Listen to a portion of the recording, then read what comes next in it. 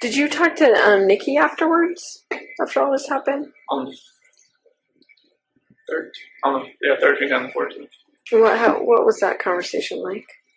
It was the 13th. It was kind of like, it was more text and then maybe a phone call, like a phone call. And then she thought maybe Shanann, took off with the kids. Because I was telling her I didn't know where they were and all that. And then the 14th, she kind of thought something may have happened because they hadn't come back. Why do you say that she might have thought that? Or, she kept asking me, some weird questions. She kept asking, questions that only I would know, but she was testing to see if, it was actually me on the phone. What do you mean? She would ask, what's my dog's name? Or, what do I, what yoga studio do I go to? Or something like that. And just, I just answer, and then, another thing, I'm not sure if this is you. Just okay. Is this through text or is this through calls? Text. Oh, okay. So she wasn't hearing your voice. Okay. Yeah. Is it possible she thought you'd been arrested and we were on the phone? Either Shanann had my phone or somebody else had my phone, or maybe maybe she thought it was. Well, hopefully Shanann would know all the answers to those questions, right? No. This is Nikki asking me. Yeah, but if she's asking you your name of your dog and what yoga studio and wouldn't Shanann know that? Maybe she thought maybe I was with Shanann. That she was just trying to find out who she was. Yeah, some of the conversation on the 14th got a little weird. I think that's when she met with CBI or something, or FBI. I'm not sure who she met with first. So she talked to you after she met with? No. Oh, she did. Was she had told me this is the last time you'll probably hear from me. I'm going to stay at my friend Jim's place while this is all going on. She said not to contact her until this is done. She told me to delete everything. I didn't delete everything. Okay. I'm not sure why I didn't delete everything, but probably helped you guys out a little bit. But she told you to delete everything? Delete all conversations. Did she tell you why? She just said delete it. Which I don't think you can ever delete a text message. We're pretty good at getting deleted text messages. Yeah. Did when your dad came in, one of the first things you guys talked about, he said, kind of quietly, I cheated on her, I cheated on Shanann or something. Your dad didn't know until that time? No, when I was in North Carolina on August 6th, when I spent most of the day with my parents and my sister and everybody, they had, I had told them something this, I don't think this is going to work, with what happened with the nuts and everything, and they're not being able to see the kids, they're this is the first time they had talked to me. And pretty much. Oh, because you went 3 weeks or something, right? Yeah, because Shanann told me to call him while I was at the beach just to smooth everything out. Because she was like, "All right, whatever's going on in your head, you need to fix this." But she didn't want She didn't want the kids to see him. She didn't want to see him. And then, when I did see him on August 6th, it was after I went and saw my grandmother. She's in a nursing home, and she still wouldn't go see my parents or anybody or the kids. So I just told her to leave me there, and my dad come pick me up, and spent the whole day there. And they said they want to see the kids. They just don't know if they could ever just forgive Shanann for everything that happened that day. I'm not sure everything that was said that day when they had that argument, but apparently it was a knockdown, drag out, bomb that went off in there. Pretty hurtful things. Yeah, I'm guessing so. And they just don't know if they could ever forgive her or not. And I never told them about cheating on her. They even asked me, is there somebody else? Oh, did they really? Yeah. So they could kind of sense maybe something's going on. Yeah, because Nikki was texting me the entire time I was over there. Oh. They could kind of see I was texting somebody, but it was maybe they kind of knew. Even when I was in San Diego talking to my friend Mark, I told him about Nikki. But I didn't tell him I was going to meet up with her. Okay. I told him that I was trying to I should have just told him right then. Maybe that would have helped me. I know maybe he had an instance where there was some girl coming after him, and she was engaged, and he ended up getting with her, and then they were together, and then she cheated on him. Is this before he was married or during? It was after. Okay. But like he could have, helped me, but I just, I never told him the whole thing. That it was a lot further along than I wanted it to be. That's interesting to think about, right? Because your dad could have given me some good advice. Yeah, everybody. Now this is my friend Mark. Oh, I'm sorry. Yeah. When I was in San Diego. Oh, I gotcha. So you think you told Mark about that and hoping that he maybe questioned you about it, or? Well, I was because Mark was my best friend. I grew up with him since I was like 8, 9 years old. Yeah.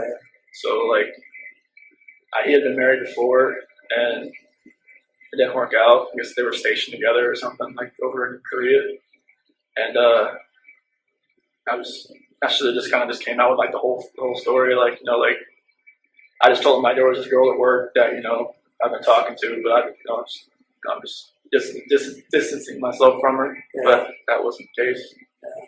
I was just letting it, exponentially get worse. Right. If I had told him like, hey, yeah, he would have been like, whoa, man, like, all right, take a step back and look. Yeah. Right. And like, don't like fall into that trap. Being you're going to be alone for 5 weeks. Right. And there's times I wish, like maybe Shanann didn't have to go away for 5 weeks. Maybe we all just went for 1 week. Yeah. Nothing would have ever happened. Yeah. It's only, 5 weeks alone, that's the only reason really that was almost even allowed to happen. There are quite a few people who would tell us and who do tell us you need to look into Nikki more, Nikki Kissinger.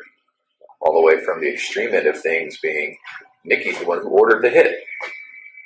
She was there. I'm in the basement. She was there. So the extreme is she's the one who told Chris to do it. She's the real problem. All the way, that's the extreme side, and then all the way to, well, there were these texts where she was infatuated, she was in love, she was saying how good Chris was in the sack, and maybe we should look at her more. What would you say to those people? She had her moments where I had to talk her like off a ledge kind of deal. What does that mean? It's like, I guess after the fact, there was like videos of her that she was like recording herself because she was like bipolar or something. I never do that. But it's like, and she would get worked up about nothing. She would just like, she came to my house once because I think it was like July 4th. I didn't have to work that day. So I didn't like get up at like, 4 o'clock and go home. Mm-hmm. And Shanann called me like 10 times in a row. And I didn't hear it because I was sleeping. I was just like, and she was pissed. Shanann was pissed. And like I called her outside, like, where are you at? Like, what? Like, I was like, I didn't have to work today. It's like you called me at like 5:30. It's like, well, kids want to talk to you at 7:30. I'm like I was sleeping. She's like, and she just like, screw you, like like I don't know where you're at. And I went back inside. Told me like I gotta go. And she was just like, okay, are you coming back? I'm like, probably not. So wait a minute, you kind of lost me there. Were you at Nikki's place when Yeah. Shanann called you? Yeah. Okay, and so you were sleeping in her bed. Yeah, because I wasn't going to work that day because I didn't have to that day. It was the first holiday I ever had off. And, Shanann was pissed, and, it kind of pissed Nikki off too that I left. But I think that's when I called Nikki later, and she was like, she kind of realized that, she'd always be like, the second, she said second fiddle, actually. And because that's how I would come back that day. Just, I don't want to be anywhere else when Shanann calls. She was already pissed. So it was stuff like that where she would go, she said she would go on like websites and look at like, will a relationship work with somebody? Like, will a mistress work? Will a mistress turn into a relationship? That's what Nikki was looking at? Yeah. She would tell you that, or you She heard told that? me that. Okay. Yeah, she said that she would go on websites and look at stuff like that. I was like, why do you even look at stuff like that? She's like, I just want to see what other people have experienced. But so that confuses me though, because I thought earlier you were saying she thought you were heading toward a divorce. So why was she looking at herself as a mistress? This was later on. Oh. Like, in August, like the first week of August, when I told her, like, I had that talk with her about separation. Uh-huh. That's when, like, she started looking at, like, apartments and stuff. But, like, during our July relationship type thing there. Oh, I see. That's when she was looking up, like, what it actually work. Okay. She told her friend Brittany about it, I guess, and Brittany told her not to do it, but she said she'd already made her decision. Okay. And so, are those people absolutely wrong about Nikki? She wasn't asking you to get rid of your family? No. Are you sure? Yeah. Okay. And no part of any of this was because she put it in your head or asked you to, or No, she never. I mean, this whole relationship contributed to it. Sure. But she didn't want me to. I mean, was it ever like, I wish you didn't have kids, I want to have, kids of my own with you, like... She never knew if she wanted to have kids, but she said that, at one point she said, I'd like to give you a son. Did she know that Shanann was pregnant with a boy? No. Did she know Shanann was pregnant? No. And why is that? You just didn't tell her? I didn't know. Because we had met. But Shanann put that on Facebook. How did she not see that? I don't know. Maybe she did. She just waited for me to tell her, or she put it out of her head. Can I ask you a question? A lot of people think you named Nico after Nikki. So what was that? Nico was actually a name that Shanann liked. Okay. Shanann thought of that one? Yeah, I wanted to spell it like N-E-K-O. I thought it was like Nico that way. Mm-hmm. But she said N-I-C-O. I thought it was something like Nico or something. Okay. I guess Nico is more of like an Italian name. Yeah. So, and like she did leave for, my middle name and my dad's and all that. But like Nico is that's a name that she always liked. Okay. Did she name all the kids? Did she name Bella and Celeste? Yeah, Bella, because Italian means beautiful. Marie, mom's middle name. Celeste is her grandmother's name. Catherine's Shannon's middle name. Did you have any input in their names? I liked them. I was like, if we had a third child, maybe we could have like Lee in the middle name, but I knew like the girls' names. It was, I love those names, so it's like that's cool. Mm-hmm. Especially like with the you have little nicknames for them, like Belle and Belladine and Cece, obviously. So it's good, but yeah, Nico was Okay. Can we go back to the house on the 13th? So, at one point, right when you got back there, Coonrod was there, Officer Coonrod, and Nicole was there. Mm-hmm. And then you went in the house in there for about a minute or so before you let everybody in. Do you remember what you were doing in there at that time? I went into the garage. Right. And then I ran around and I opened the front door. Yeah. Opened the front door did everybody come in through the garage or the front door? Everybody came through the front door. Yeah, so I came in, I went in through there, I came in and opened the front door, and I ran upstairs. I just was like I was looking around. Okay. That's after everybody? Did you go around the house at all before you opened the front door? No, I didn't run around the house. I stayed down on the bottom, okay. The bottom floor, and then went and opened the door. Yeah, okay. Just curious. And I ran upstairs and everybody else, and that's when Nicole's son was on the phone, and I was going acting like I was walking through the house. Yeah. Shanann had her bra on. Was that normal that she would sleep in her bra? Every once in a while. I mean, she just got home from the plane, so she didn't even take off her makeup or anything. Maybe she was just that tired. But normally, I don't know.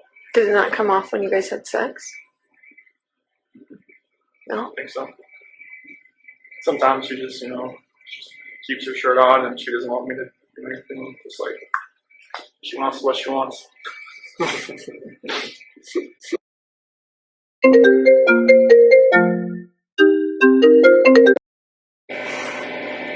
knew what she wanted. That's what she wanted. Was it just missionary sex? Yep. And when her final resting place, was that just naturally what she was wearing? You didn't change her or anything like that? Okay.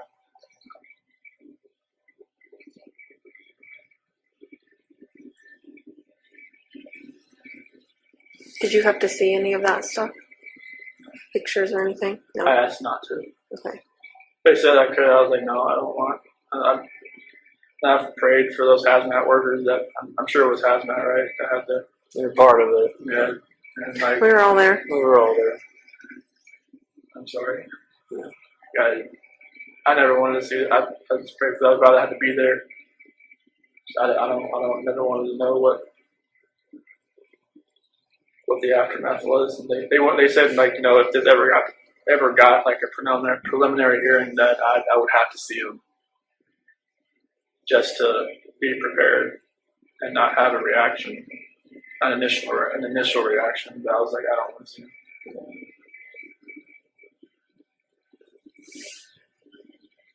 Do you feel like your lawyers were fair to you?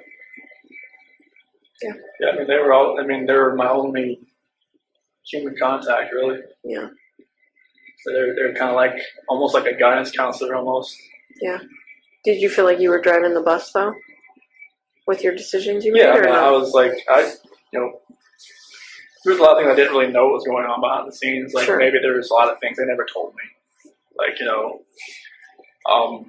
like stuff that came out, like, afterwards. Like, the whole Nikki Kessinger article in the Denver Post and all that kind of stuff. They told me, like, afterwards and everything. But it was, I always felt like anything I was telling them, they were going to do. Like, the whole taking the plea deal and everything, I told them that's what I wanted to do. And they asked me, like, seems like 100 times, are you sure you want to do this? Are you sure? Like, once you sign this, like, I guess up until sentencing, I had the time to, like, back out. But, like, they always, even before we walked in the court, like, are you sure? So, yeah, this is it. Okay. They never told me this is what you have to do. Mm-hmm. So, they always just said, this is your decision. Like, if you want to take this farther, and John said he was right. He had all kinds of motions written, all kinds of stuff that were, like, really creative, because he'd never been in something like this before, and he was ready to fight. And I was just like, I didn't want you to have to do that. Not for me. Not for something that the story isn't true. Yeah. Because it would just only got worse. Right. For everybody, for all three of you, for everybody that was involved in it. Are you still glad you did? Yeah, I never thought I'd be in prison the rest of my life. But, like, I don't want people to have to keep going through this every day of their lives, knowing that there's a trial hanging over their head, or if it ever got that far, I don't know. But, like, I didn't want people to have to relive it every day. Yeah. Did they have to ever see the pictures? Say that again. Did they have to ever see the pictures? Frank and Sandy and all that? No, they've never seen that. They saw some things. They didn't see anything of that. Okay. Yeah, we shielded that from them. That's one. Like, I just didn't want them to have to see anything or hear anybody talk about any part of it, or, like, anybody bashed their daughter. Like, anybody to ruin, like, to hear what, some of my friends had a negative, impact on her, from her, or, like, had a description of her that didn't match, something like that. I didn't want them to hear that either. But, like, I didn't want them, like, anybody had to trash her memory. Like, I wanted, like, them to know, like, she was loving life, she's beautiful, she always helped everybody else, all her friends, her Lucas friends, everybody. I just wanted, I didn't want anybody to take away what she did. We tried to get you to say that night. I know. But do you remember that? I remember. I was just like, I know you obviously weren't ready to say that. I know. It's like, like, after my dad left, we both came in, like, all right, we got most of the story. Let's get to the true story. I'm just like, I just wanted to bang my head against the table. But in the end, I think you did the right thing. And even though it's hard to hear, there's a lot of people who thank you for what you did. I think your whole life has been thinking of others, except for one brief moment. I think you really did think of others when you made that choice. So I personally thank you, right? Because it would have been hard for the three of us to go through about this hard, and for everyone else about that hard, right? Yeah, it was anybody that was family or friends, right? Been, it's exponentially harder for everybody. Yeah. I think you did the right thing. So you haven't told your parents what happened? You just told them I'm pleading guilty for a reason? Yeah, I've told them, like, on the phone, even, because they're still, I don't know. You should fight it. You should. they've got letters from like Australia, from England. I mean, of like the 35C in Colorado and stuff, like improper counsel or something like that. Ineffective counsel, and I mean, some of the stuff they've they said about the dry patch, how it's not like FDA approved, how it can alter somebody's mind, like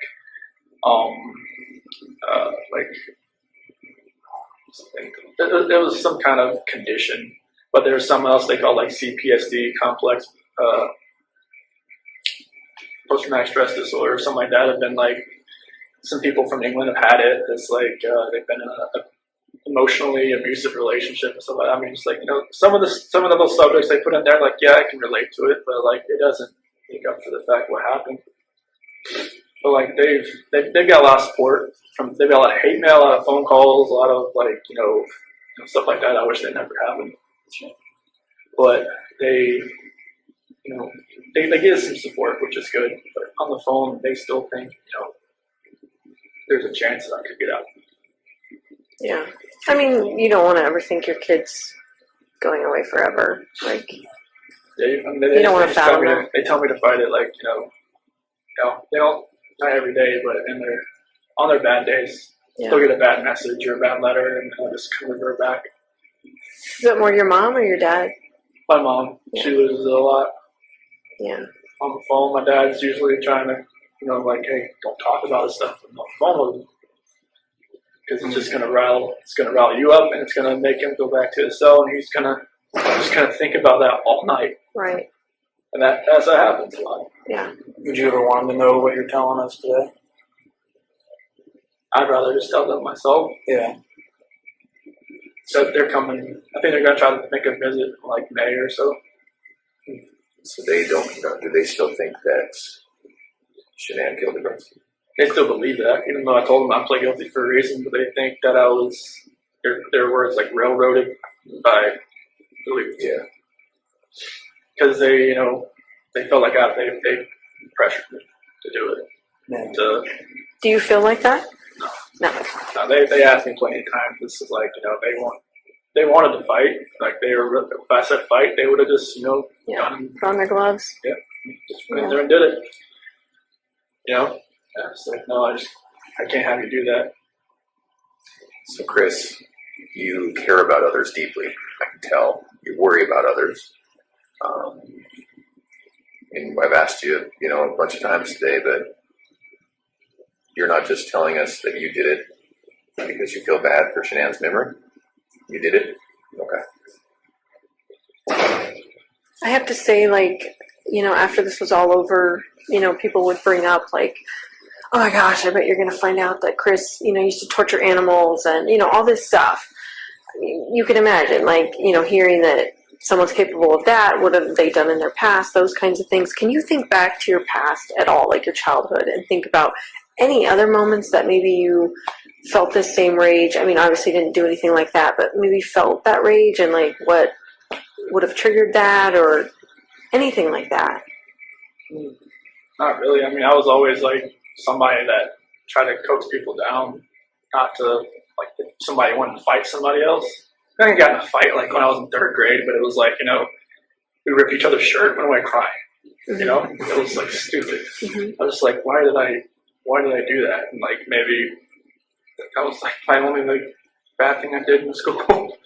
So I can't think of it. Did you feel it on the inside, whether you didn't act it out? Like, did you feel like if someone bullied you at school or if someone whatever, like, would it still be inside you? Like, did you feel like that even though you didn't actually act on it? Because I was always, I never really talked to many people. So I never, people knew who I was, but they didn't really, I never really spoke to many people. That's why I never had a girlfriend in high school. I was always kind of like, under the radar. Did you feel like you had low self-esteem? I won't say low self-esteem. It was just like, I didn't want to be part of like a group or a clique. I just like, I had a couple friends and sat at the lunch table with them or sat out, they call it like the fish pond area, and just chilled out there. I didn't really want a whole lot of friends. Just kind of like just close knit. And I just wasn't out there. Like I said, people knew who I was, but it wasn't a matter of like I was popular or anything. Mm-hmm. Can you attribute that to anything in your childhood? Why you were like my that? sister was always the popular one. Uh-huh. She was more like my mom, like more like outgoing, and like me and my grandma would always sit outside in middle school waiting for her to come out and pick her up, and she'd always be the last one out. She'd talk to everybody in the hallway. And my grandma would always like, "Where's she at? Does she know we're waiting?" But I was just the opposite of her. Mm-hmm. And I was like, sometimes you have kids that are like the same, and some of you have opposite. Me and my sister were completely opposite. Maybe I just drew on that I didn't want to be the popular one. I wanted to be just just a regular guy. Mm-hmm. So there was not really like bullying or nothing like I remember. Nobody ever really came up to me or wanted to fight me or. Never got made fun of. Never. I mean, I had braces and I had like a bowl cut for a while. I guess it could have made me fun. I think most kids did. The 80s and 90s were cool. Yeah, it's like the Jim Carrey cut with a bowl on your head. Right. Around. But yeah, I don't think there was anything that would be pent up inside me From childhood. I know you talked about your dad having an addiction when I was talking to you. That was after I left. Left home. Was it cocaine or something? Or it was some type of powder. I'm not sure. I guess Okay. it was cocaine. How do you think that affected you? I don't think it affected me. Well, it did affect me, but it didn't like take like deep down. It didn't like really hurt as much as I thought it would. It was kind of weird because of my thing with my mom and my sister told me. Like when they talked to him about it, didn't seem to register. Like I said, like he would just change subject. And like when I talked about it, he immediately changed subject. I was like, because they found like cuts on his like CDs and stuff where he would like separate it and stuff like that. Because he at a car dealership, I mean, find guys that do that kind of stuff all the time, I guess. But he was just coping with like I never came back home, and just before I met Shanann, and it was just. Did you feel guilty that he's now using drugs because you never came back home, like he lost his kid? No, I never really knew why he was doing it. After the fact, I knew it was because he was coping with that, but I never knew why he really actually turned to drugs. My mom thought he was having an affair because all this money was going somewhere else just for the drugs. But like myself, I never used drugs, so I always try to tell him like, hey, like what's going on? Like why you need to use this? And it's like you could using this for a whole lot better things. Just don't throw your life away. I mean, like because you could see in his face, like it's like eyes or like everything was getting like like the drugs through your face and like your skin was getting all loose and like he was losing a lot of weight. Mm-hmm. His nose was bleeding all the time and all kinds of stuff like that. And I was just thought like, hey, you smoked like every day of your life since you're like 15 or 16. Like I can't get you to stop that, but I get you to stop this. Right. And he put it away, I guess, pretty quick after I talked to him about it. Do you think you were closer to your dad than your mom? Mm-hmm. Yeah. Yeah, we always went to races together, and he always trained my sports, played for a couple school sports, right ball, all that kind of stuff. Yeah. Mom would come to sometimes, and my dad was always there. Yeah. Even if I wasn't playing, he'd just come there just in case I can't win in there. Aww. So that's cool. Yeah.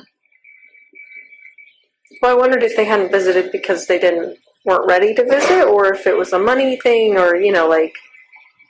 Visit here the or time off. no. Yeah, you. Like, visit here? Yeah, visit here. Well, I just told him like, they can't drive in the snow, so it's kind of like I don't want. These roads are bad. Yeah, it's I think it's like an hour from either Madison Airport, whichever way it is. I told him like wait till springtime. Good advice. Yeah. It's pretty brutal. It was yesterday. Do they have money to get here? They sold my toolbox to get some money to come out here. Okay. So. Yeah, so they'll come out here like they said April, but I was like, just maybe push it till June. They said they can have a blizzard out here in April. Yeah, like a late spring blizzard. Yeah. So the lake effect stuff's crazy. Yeah. Mm-hmm. And how are you doing mentally? I mean, the first time I didn't know I was coming here. Obviously, I mean, when I was at DRDC, like They swooped you up, didn't they? I was there a week. Like first day I got there, they put me through the ringer. Like I had like 11 tests to do, like mental tests, like reading, math, all kinds of stuff to see where my IQ was, and then I just sat there the rest of the week, and then Sunday came along, and after dinner they said, all right, strip down and put this on. I'm like, okay. And then walked outside and put me in the van. And it's like, good. I had no idea what was going on. And they stopped in Sterling, which really freaked me out. I was just like, I don't want to do this, because I heard so many horror stories about that place. And they just stopped to use the bathroom, and then we kept going. In the prison? Do they use the bathroom at the prison? Yeah, it was like at the watchtower outside. Oh. And we went into Nebraska, sheriff's office there, and then another sheriff's office in Iowa. Used the bathroom, eat breakfast, and then got here. I asked him, I only talked to him once. I'm like, can you tell me, like, where we're going? Like, just the destination state? He was like, I don't know. So it was like one of those, like, transport vans, like, where it was, like, at just the middle where I was sitting there, and I could see out the window, and I could see, like, they would put in an address each time. Like, they had, like, 4 sets of addresses to each one they had to go to. They just would never tell me where we were going to end up. What did they say your IQ was? And I was like 140, 135 or something like that. Is that high? I don't even know what. That's good. That's above average. Yeah. It was tipping back to high school for real. I'm like, Trained in parts of the city on all that stuff. yeah, there was a lot of word problems, a lot of like geometry, a lot of like, you know, patterns. Like if this was moved this way, and then there was like a series of them. Like, all right, what's this one right there? Just a lot of stuff like that. But like the further you got along, the harder it got. And I was just like, it's like great. And it was like they give you this little take that pen and take the little tube out in the middle, and that's where you're using to fill in these little Scantron sheets and everything. I felt like I was in high school again. Do you know how long you're going to be here? Neither do I, by the way. And do you know, are you going to get a job? If since I'm staying here, well, since I've got staffed here, you have to work. Oh, so what's your job now? I don't have one yet. Okay. They haven't moved me out of the acceptance and evaluation. Assessment and evaluation Are you process. still in that phase? Okay. And how long will that take? Oh, right now, like since I've been staffed here, I'm just waiting for them to move me over to a different unit. And are you in Gen Pop right now? No, I'm in a unit. There's like 11 or 12 of us on there. There was like 22 when I first got there, but they've been transferred to the other prisons around Wisconsin. And what are the other guys like? They're fine. Like the first time, like I sat out and ate like a breakfast or lunch with them, I was scared. You're nervous, scared? I was just like, this hasn't happened. Like, you know, since, you know, this never happened. Yeah. Like I said, they locked the hallways down when I got moved to Colorado. Yeah, well, I've heard that. Yeah.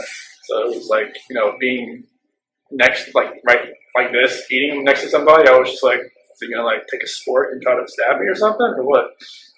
But it's totally different here. I mean, people know who I am, but like they don't like, you know, run at me or jump at me or like. Apparently, the guys that work here, they know that I guess other maxes are like you lock down like 23, 22 hours a day. Oh, so then this isn't all right place to be? For like Right, other yes. max guys. Good. They said it's the best max but the worst medium. Oh, Because if you're max, you're working, so you're, you know, out at your cell working, like, you know, if you're a clerk or if you're in the kitchen or if you're in the rec area, you're doing something. okay. But yeah, they said like if you get stabbed here, it'll be best for you. Plus, they said it's not as like rowdy as some of the other places. Yeah. Oh, that's pretty intense. Yeah. So like, I mean, I'm going to the GP area. I just don't know when. And you think it'll be while you're here? Mhm. Okay. Yeah, they said like I guess it could take, you know, it takes a while to get moved from max to medium because in Colorado I was classified as minimum restrictive, but with the charges it would have been medium. But here it's automatically max. And what are the other guys in for? Do you know? They said most guys in here are for like gang snitches and sex offenders and mainly people that have 20 years or more. So people who were in for a long time and who would otherwise have a pretty hard time at a jail. Yeah. For whatever they did, Yeah. whether it be snitching or Yeah, like, you know, children or. yeah, there's some people from other states here as well, and guess there's a couple cops here too. Okay. Just things have happened, and they just don't think it'd be better. It'd be a lot better if they're here and not in another prison. Yeah. Okay. So what kind of jobs are available? I mean, Well, it's like they'll probably have me in the kitchen, or like that's where everybody starts out, like either washing dishes or like putting foods on the trays or helping pots and pans, something like that. right. But they have like libraries. They have like I think this is the PSU area, the psych area. So they'll have like different guys doing clerk stuff around here. I mean, they have over like 300 GP guys here that are like live here. So they have a job for every one of them. Wow. There's even a guy that shovels the sidewalks. I think we saw him. Yeah, we saw him. Yeah. Yeah, I don't know if I want to be that guy. Not here. Do you go to therapy? Do you see a psychologist? There's actually the one her name's like Javier or something like that. She seems like once a month. And she's actually from Aurora. Really? Yeah, it was weird. I walked in, I saw a Bronco flag. I'm like, okay, who are you? But yeah, it's. So does she give you therapy, or No, she just like talks to me just to see if I need anything, or if like if I need psych meds, or if I need anything like that, which I've declined all that stuff. But most people in my unit have meds. That's just to have them, or do you think they need them? Well, it's like a special management unit. Like they just put me on there to keep me away from GP. And like most people either like just have like some type of medication they're on. But you don't take anything. No, they just keep me on there until security advisor says he can get moved to GP down the hall. What kind of stuff, like food and stuff, do you miss the most from the outside? Food? Yeah. Well, I know from my last time in North Carolina, Bojangles, that was really good. I don't know if you guys ever go to North Carolina or no? Is that barbecue? It's chicken and biscuits. Mm. And that barbecue place down the street from PD. Mm-hmm. Forget what. Smokehouse. Yeah. George Boys. Yeah. Yeah, the burn ends. I miss that. And just I miss Dan's cooking. That's for sure. Like her spaghetti sauce and her fried pizza. Yeah. Fried pizza. I don't think I've heard of that. What is I've that? never heard of that. Her mom has, or I think it was her mom, her grandmother on her mom's side had this this dough, homemade dough you can make, and just make up the dough, and she would make it up with Bella and Celeste sometimes, with like a little smaller one, but she'd make the really big one, and then she would put it in the oven, the bottom oven, and let it sit there for a couple hours, not put it on or anything, just let it rise, and then once it's done, take it out, form it, throw the spaghetti sauce she has, spread it around, and throw the mozzarella and pepperoni and put it on the oven 350. And But what part of it is fried though? well, they have some parts that you put on the grill. You can put it on the put it on the stove too. Okay. It's really good. I mean, it's really thick. Yeah. So you got. Apparently we need this. From Yeah. Sandy. I will work on that. Yes. Write a note. Yeah. Are you able to stay out of trouble here? Yeah. No. Nobody's getting any fights. You're not getting written up for anything. You're not getting. I try to keep a low profile here, so I don't want to. Because they say if you get like 2 contact reports, they'll ship you out if you work here. To another location? Yeah. Oh, so then does that incentivize people keeping their nose down? Yeah. Okay. Yeah, because I guess a couple guys got busted for having a cell phone. Oh. How they got it in? No kidding. Yeah. Like that stuff just baffles my mind how that stuff gets to. I mean, they won't even let, like, if somebody sends me a letter and it has, like, like, someone sent me a Christmas card with glitter on it. They'll let me have it because it's glitter. Because, like, it's contraband. So, like, yeah, I don't know how people get cell phones and stuff in here. So what do you do with all these letters that are coming into you? Most of them, like, I just have, like, this. If somebody writes me once, I'll never write them. Just because I don't know, like, who they are, like, where they're from. I'll keep it. If it's like a weird letter, I'll straight up throw it away. If it's like a supportive letter, I'll keep it around, just like a supportive letter. And then like I've had some people like write me like a second and third time, but they've changed the way they talk, or like they've said different things. Like there's like this dude in like California that wrote me. He's a senior in high school, and wrote, It's like, okay, dude. I look at the name, like, okay, shred it up, threw it away. He wrote me again like 2 weeks ago. Totally different. Like, never mentioned like his age, never mentioned his study. Like, hey, like I support you. I'm like all this, like that. Like, if I didn't recognize his name, I would have known like he was just some 18-year-old kid, senior, trying to just like probably just get information, trying to because there's been like journalists and like other people like you can kind of tell like they ask a lot of questions. But I try to like take into effect who's writing me and like just not to respond. Like, I've responded to a few people just because like either my parents have talked to them on the outside and then I kind of know, okay, it's a real person. Oh. But like there's some people that like it seems like they're just trying like to get help for themselves too. Like some people ask like like just for spiritual advice. They're asking for spiritual advice from you. Yeah, like if they're not asking about the case, I'll write them back. If they ask about the case, I don't write them back. You think you'll be in love again? There's a lot of women out there that are in love with you. No. I don't think that's going to happen. I'm not the guy that's down the street or whatever it is. I've heard enough about that guy since I've been here. What have you heard about him? He got engaged over a letter. He did, yeah. That's pretty insane. But yeah, I don't see myself being in love ever again. Do you have some ladies that are giving you a lot of, like, just telling you that they're in love with you and that kind of stuff? Well, I've had a couple letters that have been like, I hear you get a lot of letters from lady friends that tell you all you need to know. And I'm like, I don't get those letters. Trust me. Like I guess there was one letter in Colorado, someone sent me a picture of them in a bikini. And then it's like, went on from there.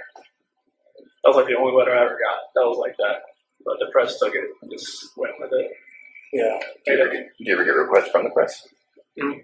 And how does that work? Tear it up. Throw it away. Oh, so are you personally are declining? Well, I don't like, kind of back. Would they allow you to talk with them? Would they allow men here to talk with you? I don't know. I guess some stations have asked to come in here and talk to me, but they have told them no. Oh. But I've gotten letters from Denver stations and whatnot wanting to talk to me. Mm. And then quotation marks off the record. I'm like, yeah, right. Okay. Anything I write. Yeah, you're right. Yep. So yeah, I just tear it up, throw it away. Have you thought about, like, writing a book or anything like that? No, that's nothing like that. My mom and dad have been sorry. No, go ahead. My mom and dad are saying maybe you should like write down like how you feel or like how you've been dealing with this type thing. Just write it down, and that would be my story. But I'm just like, I'm not right. That's not me. I mean, I've always had a really crazy imagination. So like when I was a kid, like I even convinced my teacher I went to Japan over the summer or to China or something. But she said, you should just write down like your story, like how you've coped with this. Why did you convince your teacher you had gone to another country? It was just like what you did over the summer, and I was like, oh, it's China. I just started writing, and she actually believed it. I was really convincing. So you're a smart dude. Yeah, it was. And they parent teacher conference said, so how was China? What? Nope. So earlier you were talking about how this experience you're gonna want to help people. What do you mean by that? So like there's a couple letters that I've gotten. Like this one girl, she's in like an abusive relationship, and she just can't find a relationship like with God. And like I never read the Bible before all this. Like in Recounting, I read it because right. In the segregation hole there, it was like that was the only book I got. I was like, okay. I read it cover to cover, and I never thought I could, being how many pages were in the Bible, but it stuck with me, and like I've been reading it more and more here. Like I got a different version here. I've just been reading it and just writing down like a couple scriptures a day, like to give my mom and dad. They've been like making a little journal and stuff like that. And my Uncle Johnny and his wife Martha, they're actually missionaries, and one of my cousins is actually as well, and they've been helping my mom and dad. They've they looked at a couple of my letters, and they were amazed at how mature I've gotten with like the Bible and everything, the Scripture. And it's just like one gift that I did get was a good memory, as far as like being able to memorize stuff. Right. And like that's what happened with cars and with the oil field. I can memorize acronyms like that, and I've been memorizing a lot of different scripture. I can just kind of like help people that way. And just like there's been inmates that have left my unit and went to a different place and have written me just to ask like, can you give me a couple of scriptures to help me through this? Like, do you know of any? I can help somebody that way. Yeah. That's good. Do you get to go to school or anything? They don't have any else programs here. Oh, they don't. It's a evaluation prison, so they don't. I think this is when they have the sex offender class in here. Mm. That's the only thing they really have. You gonna go to that? No. No, I always ask, like, why do people go in there? And they're like, you don't want to go in that class. Like, You stay away from that okay. class. I'm like, okay. Yeah, that's the only thing they have here. But they have other, like, that's like the map of the prisons they have here. Yeah, I was looking at that earlier. Oh, wow. They have a lot here. Yeah. Like 3 right in this area. Yep, they're around here. I was just amazed that one thing I did see out the window when there was like a neighborhood that's right next to the prison. Yeah. So just like, is I that thought the same thing. Yeah, weird? Because like in Colorado, it seems like they're all like out in the middle of nowhere. Yeah, Right. Sterling's in the middle of it. Yeah, Okay. Easy. Well, we might take a little break right now. I think it's almost time for you to eat lunch. Yeah. Like 20 minutes. Yeah, but like the polygraph, everything just like. I look up the time. I'm like, oh wow. It's been 4 hours. Holy cow. They might let us come back and talk to you. Okay, There might be a couple more things we want to go over. Is that something you're up for? that's fine. Okay. And then the other thing is, we might be back in a month and a year and 2 years if you're up for it. Now that's way down the road, but I guess maybe in the back of your mind, just think about that. And I hope so far today's been all right for you. Yeah, it's been. Honestly, when I walked in, I was just like, wait, I know these Where do I people. know these guys? I looked at you. I'm like that's not the site counselor. That's oh my gosh. Okay. Yeah. They're Colorado people. Because I looked past that A&E sergeant. I was like, all right, who am I meeting? It's not the A&E sergeant. Yeah. So there's a possibility we might not make it back today. I just want to let you know, but we might. We really appreciate you talking to us. Thanks Yeah. for coming. Total took me off guard. I didn't know idea. So that, Yeah. And again, this isn't your case is over. It's closed. So that's not what today's about. Right. But we really appreciate it. You know a lot of things really well, really good. Made a lot of good decisions. And obviously we're here because of just one bad decision, but I think that you've taken steps to get past that.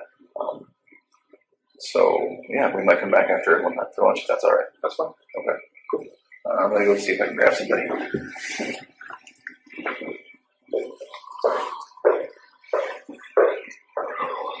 What are you guys planning to? Yeah. I think I had the better drive. I think you probably did too. Mine was like 50 minutes. It was just like 2 hours. Yeah. It was snowing. It's pretty snow. nasty Lake out there. effect. Yeah, the wind's blowing. Not like wind like Colorado then? It's a hell of a lot colder. Yeah. Well, and yeah, the roads aren't getting cleared like they would get cleared in Colorado. I think they just have so much. Yeah, you it know, just that, comes in and just dumps. yeah. Colorado just melts within a couple hours Right. here. Honestly, I haven't seen it melt here since I've Well, got that's the thing. Everyone's Yeah, houses are just piled, you know, like, oh, it's the next snow, and they just pile it on top. So it doesn't look like anything melts. here. No. Which is the problem. So Yeah. Okay.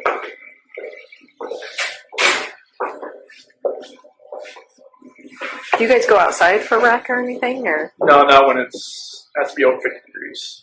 oh, so you won't be out for a while?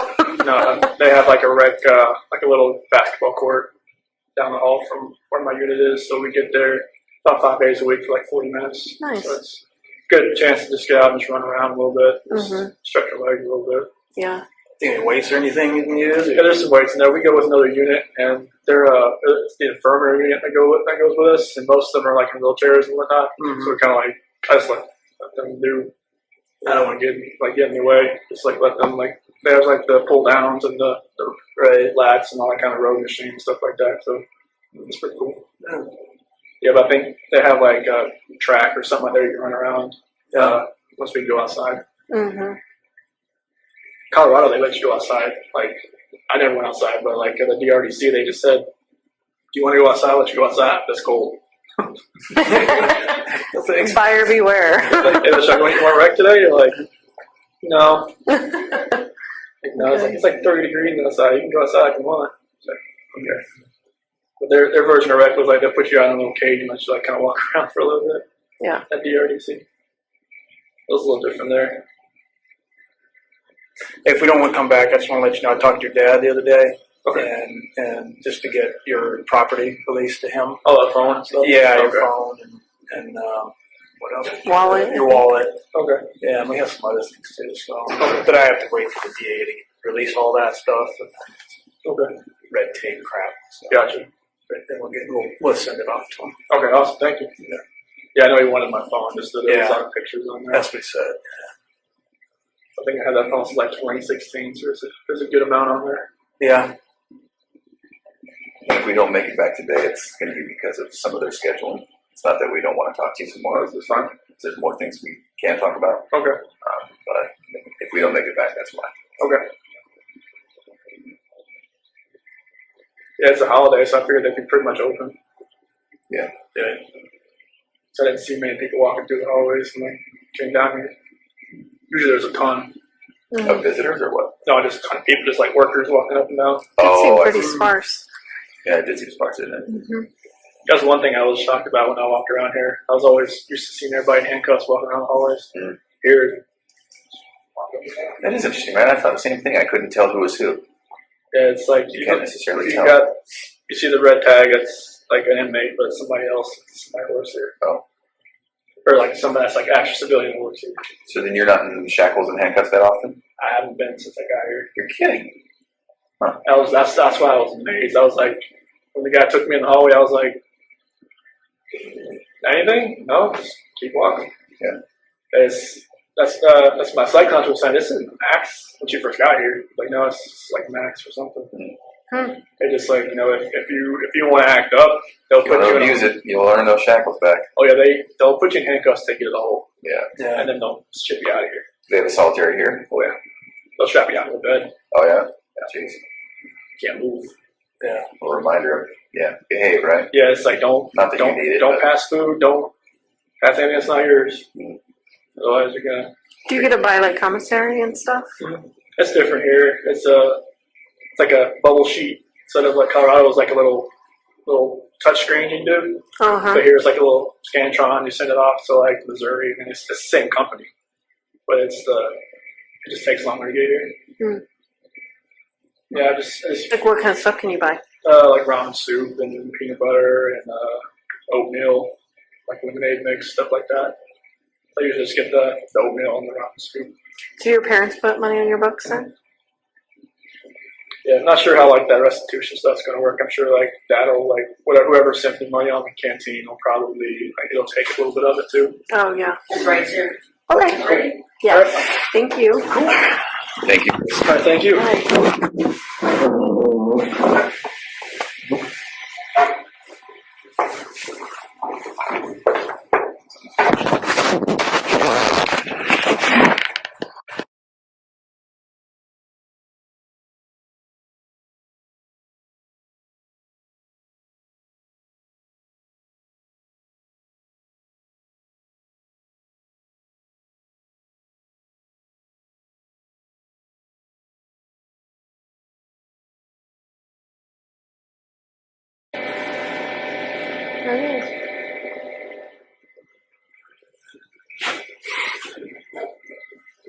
We came back. How's it going? How was lunch? Thanks, It was macaroni and cheese and a bun and some milk. So it was good. Oh, that's not They took milk with bad. everything. Oh. Yeah. So, Chocolate milk or regular I'll milk? just regular milk. Oh, Chocolate milk's, I guess that's like, special. special. It is a holiday today. You know that. I know. But I think they had chocolate milk on Christmas. Oh, really? Yeah, they got me up with everything here. Obviously, the state. So Lot of dairy. The dairy state. yeah. So they got cheese with a lot of stuff too. So Macaroni and cheese. yeah. Well, we brought you some non-lactose Powerade if you'd like it. Seriously? Yeah, all yours. Wow. Thank you. That's cool. Thank you. Yeah, you bet. So we don't want to take you, all day, and we really do appreciate being able to sit down and talk with us.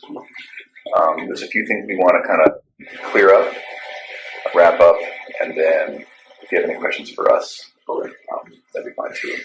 Don't want to forget. Did you want to talk about Ronnie real quick or no? I talked to your dad. We were at lunch. Oh, okay. And a couple things we talked about, your property and, waiting on the DA's office. But then the reason he called was Dave Cullen. This one? Okay. Yeah, he's going to go pick up some of your personal items out of the house Okay. today. So, Okay. yeah, so I just want to let you know that. Okay. We didn't tell him anything about what we talked No, about. he doesn't Oh, know where. Yeah, He doesn't even know we're here. no. Oh, okay. No. He just lives like around the corner from me, so Right. that'd be good. Yeah. So a lot of times when anybody goes over there, they usually call just so I can give everybody a heads up. That way, I don't have an issue. Neighbors calling and say, somebody's getting into the house. Okay. So that's how we do that. Okay. Has anybody been like checking on the house, making sure like pipes haven't broken and all that kind of stuff? Water's off. Okay, good. I do know that. I was worried about like sprinkling all that stuff. I usually blow them out and all that kind of stuff. Right, but I right. figured Yeah, I the don't know if water. anybody was actually going through it or watching it or anything. The water's been off for a while. I do know that. The power's still on there. Oh, it is? Yeah.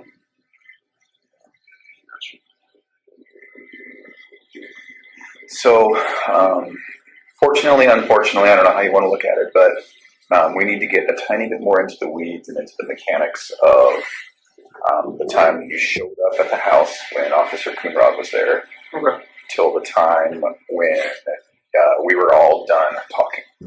Okay. So that includes at the house, that includes at the oil site, and everything. Okay. Now, part of the reason we need to get into that is I mentioned before how we're just really want to get into the mindset of what happened. And you can imagine this is really important for us in the future when we're talking to a guy that's in your position to say, this isn't really a monster. This is more like a Chris Watts. And boy, we remember with Chris, had we asked this or had we done this, we really could have been better. And so that's why we want to get into the mechanics of it a little bit more with you. And that's going to mean exactly how, exactly when, where were you, what was, Shanann wearing or all of that, right? So we really just need for you to take a deep breath and get into it with us. And would it be all right if we ask you some specific questions? Okay. So one of the first things we want to talk about was when you came home. So this is after they had passed, and you came home and met with Officer Coonrod. One of the first things we see on the video is you walking into the garage and then into the Shanann's car. You remember what that was about? In your car? Yeah, like I think you opened the door or something? Yeah, you open the passenger door, and it looks like you were looking for something, or maybe you picked something up. Do you recall what that was? Not that I'm aware of. Not looking for anything, but maybe just opening the car door to see if Chiefs are. Because I think Nikki was saying, I think I see the car seat still in there. Yeah. Something like that. And I was, Okay. when I opened up the door, I looked in just to, it's like the first reaction of whatever, everybody's just waiting, pretty much waiting to get in the house. Right. Okay. So I wasn't looking for anything as far as specific or anything, but I was just, I don't know, this reaction going in there and I know everybody's there. I don't know what's going to happen when they get in the house. Just out of nervousness, maybe. Yeah, I think a lot of it was out of nervousness. Sure. Okay. And then backing up a tiny bit, I jumped forward too far.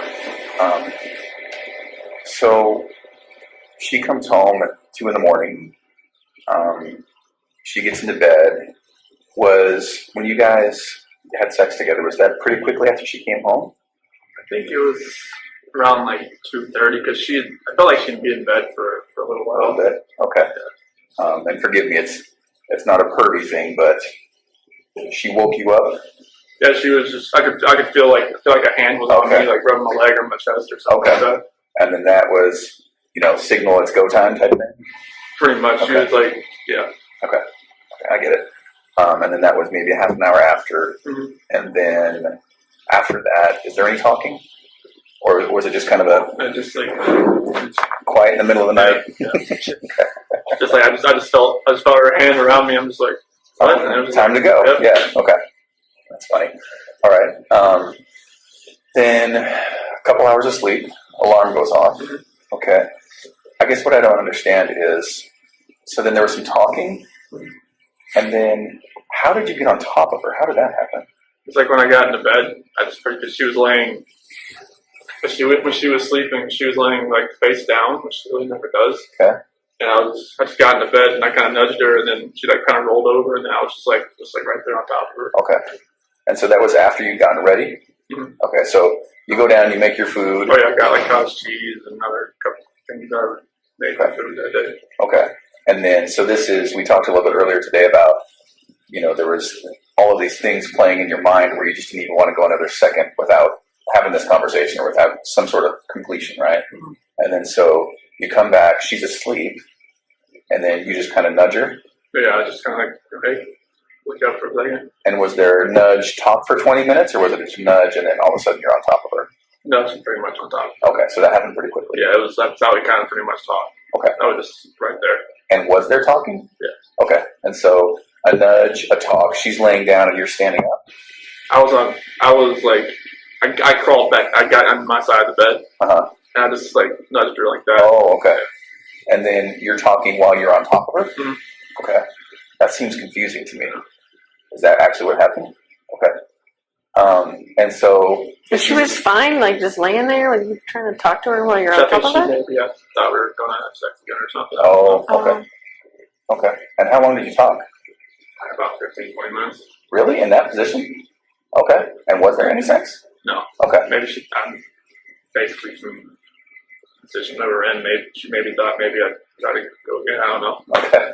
And I don't want to harp on it too much, but I'm just trying to think, if my wife's 4 months pregnant and it's 5 o'clock in the morning and I want to talk and I want to get on top of her, that's just not going to fly. So that's why I'm confused. So, is that really what happened? Yeah. Okay. And then talk for about 15 minutes and then it's heated and then your hands are on her neck. Okay. All right. What did the talk consist of? Basically, just about how at first it was more of like the selling the house type of thing, or not going to Aspen, or trying to maybe go in at a different time, and then it just switched all to the I don't feel like I'm in love with you anymore, not compatible. Went to that, and that's when I got to the heated part of it. Okay. Did she ever say at some point, get off of me or anything like that? At the end. Yeah. That's what she said. I don't want you to feel like, because where I was, it was kind of like she didn't want me to like to, sit down or like hurt the baby or anything like that. So it was just Did she accuse you of cheating at that point? mm-hmm. So what'd she say? She's like, I knew there was somebody else. I didn't come out and just say, that there is somebody else, but she obviously already knew. No, your response to that was what? Did you say no, there's not? Did you deny it? I believe I just denied it, but at that point, because when she would accuse me at the beach, it was a lot of like, there's nobody else, there's nobody else, or like, and when we got back home, she always like said there's got to be somebody else, because she'd always talk to her friends like Christina or somebody on text messaging, and they'd always say there's got to be somebody else, if he's not wanting to sleep with you, like he's getting it from somewhere else, and there's nowhere else. I mean, she couldn't really say I would get anywhere else because I was using those Antarctica gift cards, so it's kind of like, she just made me getting distant, but she knew, and that's mainly the reason why I talked to her, because I knew, like, after that night, it was just like, it felt like I just felt guilty, more guilty than ever before. Yeah. And then it seems to me, and sorry, I had a lot of thoughts here. So we know what happened, and we can talk about it today kind of openly. And that's what we need from you, is to just kind of say, I know it sounds bad, or I know this, or I know I feel this way, but physically this is exactly what happened. So if you could tell us that, it seems then that it would have had to been a pretty quick transition from two people talking to this, right? Is that what happened? Yeah, it was like, I don't want to, trying to think of the last things we were talking about, but it was, I don't feel like I love you anymore. And then she was like, you're never going to see the kids. Oh, That was it. that's perfect, Chris. That's exactly what we need. Okay. And I know it's hard to walk through that again, but that's exactly what we need. So then, as soon as she started talking like that, then it was on. Okay. But it was you saying that you didn't love her. Is that right? Okay. And her saying, you're never going to see the kids. Yeah. Okay. I can imagine how that made you feel. I'm sorry. It did more than what it did. Yeah. And then the fact that she didn't scratch at you or anything, is that just because it was so powerful? I don't think it, I didn't feel like, I've never done that before, put my hands around anybody before, so I don't even know what kind of force I was putting on her neck. Okay. Like I said, 2 to 4 minutes, I don't know if that was 2 to 4 minutes. Did you cover her face at all during that time? Both hands on the neck. Okay. And so if it's done right, that can be a matter of seconds before someone on their carotid loses oxygen to their brain and it's out, right? Did it seem like it was that quick, or? Okay. Maybe a minute, maybe 2? Okay. Screaming? Okay. All right. Did you see eyes go bloodshot or anything like that? Okay. Okay. And You then, kept talking about the mascara. Did you see mascara on her face? It looked like it was like, that's what I attributed it to. Was she crying? Is that why? At what point did she start crying? When we were talking about the relationship, about not being compatible. And when she's talking about there's somebody else, that's where she started crying. That's what I thought, it was mascara. Mm-hmm. I didn't know if it was it. I don't know. I don't know. Was there a pillow or something you were wanting to ask about? Yeah, so was there ever at any time a pillow or the sheet or anything involved in like that on her face specifically? No? Like the sheet, I kind of wrapped around to get downstairs. That was about it. The one that was at the site? Okay. And then the other sheets, they were in the trash. At what point did you put those in there? I think that was, Obviously after I was in the house. yeah. I think it was probably the next day or so. I think I don't know. I'm not sure what happened. This is hard to talk about. When you Yeah. strangle someone out of sometimes I guess they use the bathroom. So it was I think that's one of the major reasons why, because I think that had happened. oh, okay. Okay. You said she was sleeping face down at one point? Was her face in the pillow or was it turned to the side, or how did that? Kind of on the side. She was kind of like a side sleeper, but she was more down than usual. Okay. But then she rolled completely onto her back when you started talking to her? Okay. Now, as hard as that was, we need to talk about the girls too, okay? All right, thank you. So with the girls, we talked about how they got into the truck with you and were alive, okay? Are you 100% sure that's true? Okay. Can we go back just a second? You talked about before that Bella walked in, though, to the bedroom. Can you tell us about that before you left? Yeah, I was just getting the sheet off the bed, and she had walked in, and she had her little pink blanket with her. And she's like, "What's wrong?" Jumped on me. And where was Shanann at that point? Not just pretty much on the bed, but she was face down. Wrapped in the sheet? What'd you say? I just said, it doesn't feel good. That's when I tried to carry her downstairs. Shanann? Did you carry her like this? Did you drag her? How did you do it? Tempted to pick her up and pick her up and take her down, but I lost grip after a little while, I decided to pull. Did Bella see you do that? What was Bella saying? She started crying a little bit. She's like, "What's wrong with Mom?" And what'd you say that time? I said, "She doesn't feel good." She's a smart girl. She knows what's going on there. Mm-hmm. Did she ever touch Shanann? Try and wake her up or anything? No. Didn't want to see her or ask to see her or anything. And so that initial time, did she see you put Shanann in the truck? So she was kind of following you? Okay. So she followed you and you put Shanann in the truck. Okay. And then what? Cece wasn't up yet. She was just in her room. She was getting ready to get out of her bed. And then they were just walking around the house. I was with my lunchbox and stuff in the truck, and then grabbed the kids and put them in the bench sheet in the back. Okay. And so Shanann, is she kind of on the floor in the back? And they're just on the bench? Okay. And both alive at that point? Okay. Is there any reason you would feel uncomfortable to tell me that they were not alive at that point? Okay. Wasn't it a video or anything? It's hard to see. Okay. And I believe you. I'm just, I'm trying to make sure that I'm giving you all the opportunities to be comfortable enough to tell me exactly. Okay. They were like, okay. trust me, I hear that every day when the fellow was talking to me at the site. Oh, really? What do you mean? When she said, "Daddy, no." When we were driving to the site, she said, "Daddy, it smells." Oh, okay. So that goes back to maybe Shanann evacuating herself. I don't know if it was that. You know that smell like a skunk maybe sometimes. Oh, So okay. I got some kind of smell that way, but I don't know what that was from. And was that maybe outside the truck or was that in? I don't know. Okay.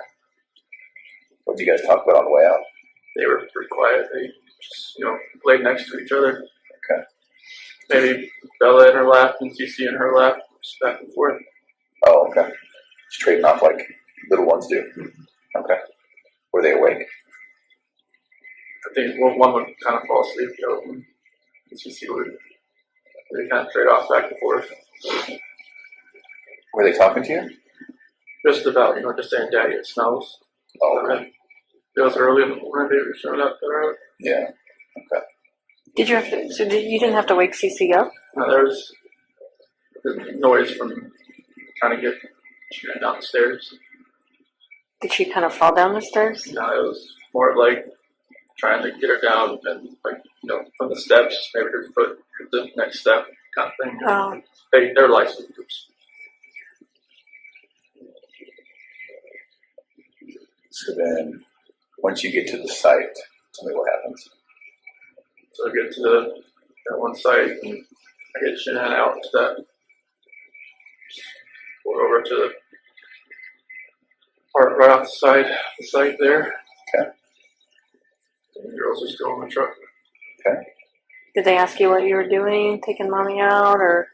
Yeah, I don't remember what I told them, but they did ask that. What they say specifically? It was more like, what are you doing to mommy? Okay. And then is that when you buried her? I don't remember if I dug a hole there first they didn't watch me do that. Okay. So then pulled Shanann out and she's maybe just sitting there on top of the ground? Yeah, like off to the side. Off to the side, close to where she ended up? Oh, yeah. Okay. All right. And then the girls, right? Okay. You mentioned Bella was first. Cece was first. Okay. Where exactly was she when it happened? In the back seat. Okay. Was she just right next to Bella? Mm-hmm. Okay. And so, once again, was it a hand over her face? Was it? There was a blanket over and my hand. And then your hand. Okay.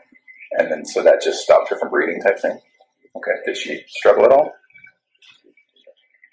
I don't think so, but my I was blocking her face, and my hand was right here. Oh, okay. Okay. You had one hand here and one hand over her mouth. And we're just pushing her against the back of the seat type thing? Okay.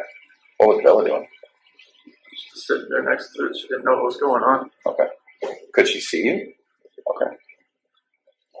And then, did that take a minute or two? Didn't feel like nothing. I didn't have no like concept of time at this Okay. point. Okay. Tell me about what you were thinking. I wasn't. If I was thinking it's what happened. Yeah. Or any partial hint of what I feel for those girls and what I feel for my wife, but none of this would have happened. So I wasn't thinking. Okay. So she's in the back seat. Okay.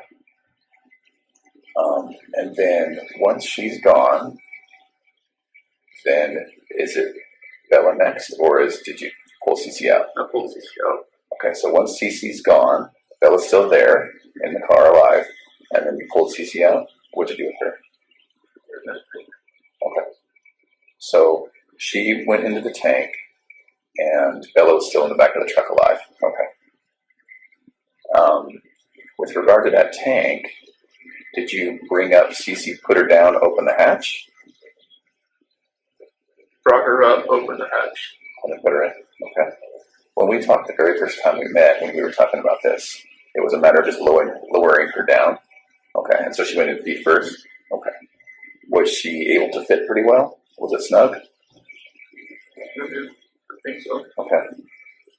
Did you have to like move her around a little bit and get her in there? I think so. Okay. All right. I didn't have to hit her Okay. my back. It's not like you stomped her in? No. Okay. And then close the hatch? Yes. Okay. And then went down to Bella. Tell me what happened there. She said what happened to CC. First, she asked if it was the same thing, the exact same thing that happened to me as CC. Did she ask you that? Okay. So Bella's pretty smart. How did she sound when she asked you that, Chris? She had that soft voice she always had. Yeah. And what exactly did she say? She said exactly the same thing that happened to me as CC. And then I said, I don't remember what I said. Okay. I don't know if I just said yes like a horrible person, or if I just put that blanket over her too and did the same thing. Same blanket, same way? Mm-hmm. Okay. She said, no, Daddy. And that's the last thing she said. Did she say no, Daddy, like, please, no, Daddy type thing? Did she say saying, don't do it? But she said, no, Daddy. Okay. Same way, hand on neck, hand over mouth, or hand over blanket, which is over mouth. Okay. Did that take a couple minutes? Feel like it. Okay. Then what? I just noticed she had a couple spots like over her eye or something, and I picked her up. And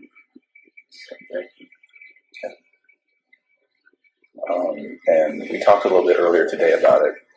You don't remember why a different tank? Okay. And there was no reason? no, they're both same tanks. I mean, they're just like, I don't know why I did two different things. Okay. There's one, I never got up there. Does one catwalk lead to both? Oil can go into either tank. Okay. But if you go up one set of ladders, does that eventually communicate to both? It's one catwalk. Okay. Now, Bella was a little bit bigger. Was she harder to get in? It felt like it a little bit. Okay. And so was it a matter of just kind of maneuvering her? All right. So then they're both in there. Is there any reason to think they were alive when they fell in? Okay. You're pretty sure? Okay. So once that's done, then what? Go over to Shan, clear away some weeds and dig a hole. Okay. Did you have a shovel? Yeah, we have a shovel, a rake, and a weed whacker as part of our tools. With that rake, if I remember right, it was part of it just sitting there because it was broken. Oh, did it break as you were digging or something? No, when I was like smoothing the ground over. On this day, it broke when you were doing that. Okay. Was that after you were all done? And it seems as though maybe the first people that got there saw it. Was it stuck in the ground? I guess it was like not like standing up, but it was like laying down. Oh, okay. Were you planning on coming back?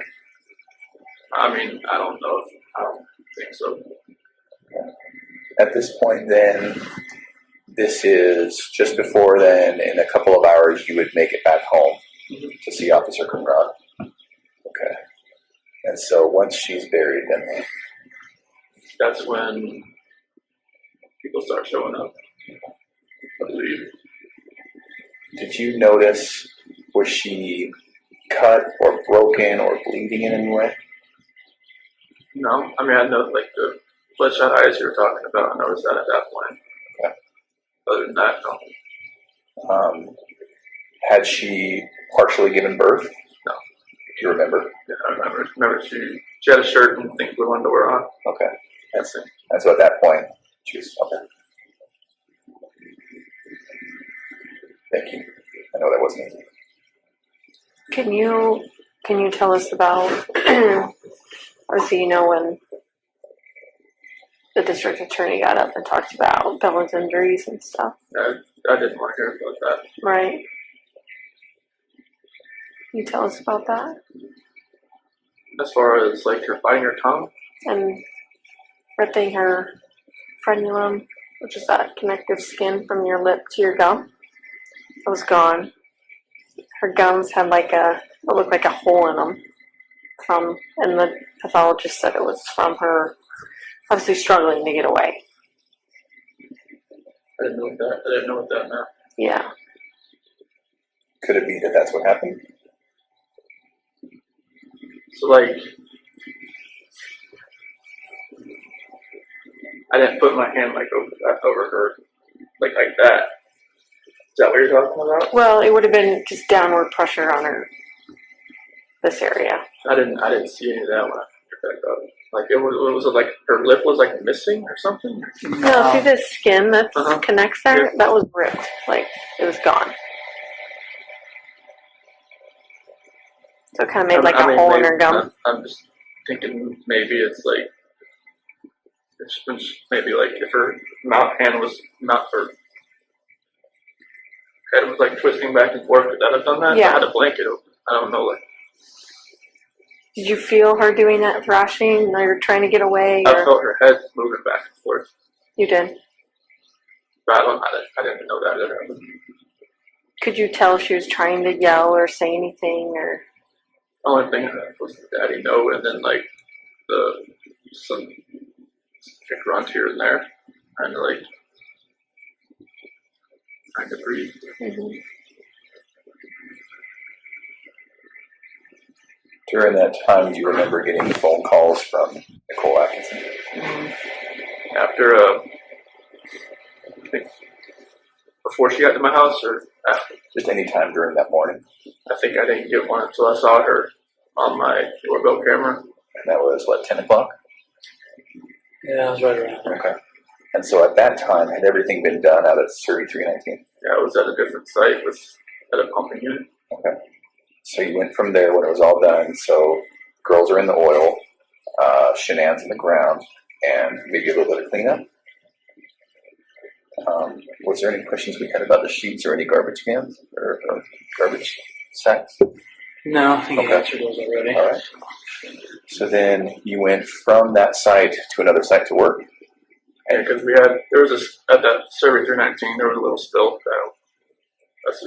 That's where everybody showed up there because that spill that was there. We're trying to figure out what happened. Oh, While you're on that subject, let me back up. The night before, you had some text messaging about going out there. Mhm. Can you talk about that a little bit? Yeah, that was, I think, Friday that we had figured out there was a spill out there from it's an old site set up a little different. So what had happened was there was a downcomer and then there's a side comer going into those oil tanks, and one of the downcomers is tied into a back pressure line that split, and every time it was dumping oil, it was split underground and the oil was coming up out of the ground. And we decided just to go out there on Monday because it was Friday and he had like switched it out, or either he shut it in or switched lines, or he covered it up and seen if it was going to come back or not. Okay.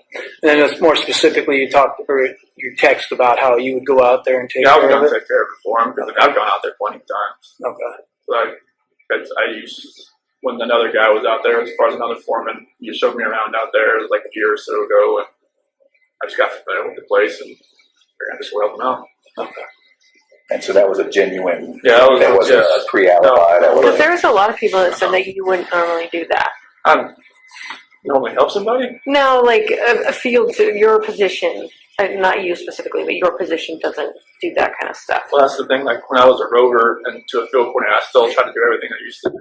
Okay. So that's still like, I wasn't good at delegating stuff. I just used to just doing stuff on my own, or just like taking care of it for somebody else. Right. I wasn't good at the whole like, hey, you go do this, you go do that, while I sit over here. Well, you see what it looks like to us. I know. You know, it's like, when it came up, we're I know. like I know. making plans to be out there, that day. but that's not what it was. That was I natural. No. Okay. I was going to help them. So how long were you there? What time do you think you were done with the girls? Hard to really tell. I mean, I think everybody started showing up there probably around 7:45, 8 o'clock. Okay. And then you were there. Did you see them to a different site? Yeah, it's like I think it was either the 10:29 or the 6:29 or something like that. And so how long were you at that site? The rest of the day until I got called away. So then that was, you were there for at least a couple hours until you heard Nicole Atkinson on the doorbell. Yeah. And then I think there was even more time after that until you started coming home. Yep. And you got home at 2 something? No, it's closer to 1:30 Okay. around there. So somewhere around, 9 o'clock-ish, all the way till 12:30 or 12 or 1 or something, and then came home. Yep. Okay. There was a lot to do about coming home and listening to that Metallica song. Have you heard about that? I've heard of a Metallica song that people have been, someone sent me lyrics to it called Battery. Do you remember doing that? That was Nikki Kessinger. She liked the song, or she just wanted to know what it meant. Oh. So And that's why you looked it up? I just kind of looked at I didn't have the CD with me, so I just kind of looked at the words a little bit. And was that on the way home? Oh, that was just a different time? That was the time. Okay, and so the media probably got a hold of Coincidence that. because it says Battery. Right, okay. But it's like, it's more about like a family coinciding as a battery. Okay. Not like, hitting somebody. Sure. Why did Nikki want to know what it meant? Like, how did that come I up? don't know. It was kind of strange. I mean, she's very into different types of music, and I mean, music I never really thought I'd ever listen to. And like, she got me into a few things there as far as music wise, but like, Battery was a song that she asked me to. I knew Metallica pretty well. She just wanted to know, like, hey, what's this lyrics mean? I just looked it up just to look at all the words together and just put it in my head again, and all that. We just made something out of nothing. That's why it was strange. I got those lyrics in a letter. Oh, so now does that make sense? Yeah. Okay. Yeah, someone sent me the lyrics to it. Yeah. I think that guy from California. The one that Oh, was the kid? at one point? The senior?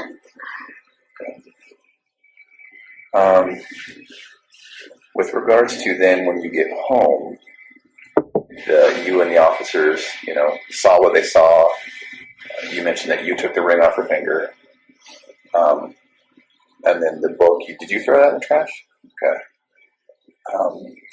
There was another book, Body of Evidence. Does that sound familiar? That you had in your cell. The body of that Patricia Cornwell. Maybe. Does that sound right? Probably. Did that in Weld County? Mm-hmm. What was that about? That was just one they gave me. Who gave it to you?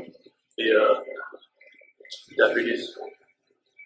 Not your attorneys, or? Oh no, they couldn't give me books. Oh. No, any book that I had was given to me by their book cart that they had. So you didn't ask for that book, or? No, they just kind of give me like, hey, I read some Brad Thor books. He's like a military guy. And Patricia Cornwell, my grandma always read her books and thought it was, she loved those books and not sure if that was probably one of the first books, not the first book I read there, but probably the second book I read there. But it was like they gave me, here's 4 books, choose. What other book did you read? Do you remember? The first book they gave me when I was in suicide watch was, I don't know why, but it's Murder at Something. And I was like, I looked at him and was like, that's the one we got. I'm like, okay. But They handed you that book by itself, no other choices? the next book I got, another guy that was, I guess they're overcrowded there. A guy was sleeping on a cot outside my door. He's like, here, try this one. It was one that was based like in the 1800s. It's more of like a situational book, like a time period book. So that was a little more calm with that one. That was the first book they gave me. You don't remember what it was called? Murder at Something? We were at the Truman Center. Truman Center? Yeah, I think it was, remember at the Kennedy Center. I think it was written by Margaret Truman. Did you read it? Mm-hmm. Was it good? It was decent.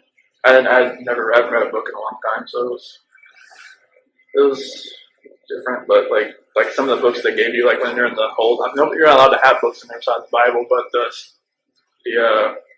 the counselors there let me have a couple books, and they just here's one to choose from. This one they had. I told them like mystery books or something like that, and that's the ones. It's kind of crazy they're giving them like murder books or mystery books. You hope that it wasn't some sort of Yeah. insult or, you can only hope. Okay. What do you think of yourself now?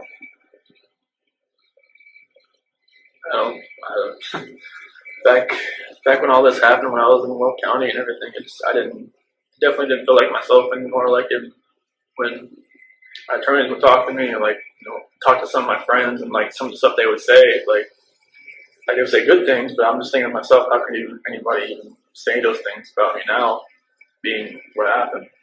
It's like people that I knew and that I never talked to again, that maybe I was like the roommate like back in the day or like went to school with or something like that. Now they're just gonna say that's it's like Chris Watts, that's a guy with the high school, that's the guy did all this horrible stuff to his family. Now I know I shouldn't really take to heart what other people think about me so much. It's just a matter of what God thinks about me, what He thinks, what His opinion is, not anybody else's.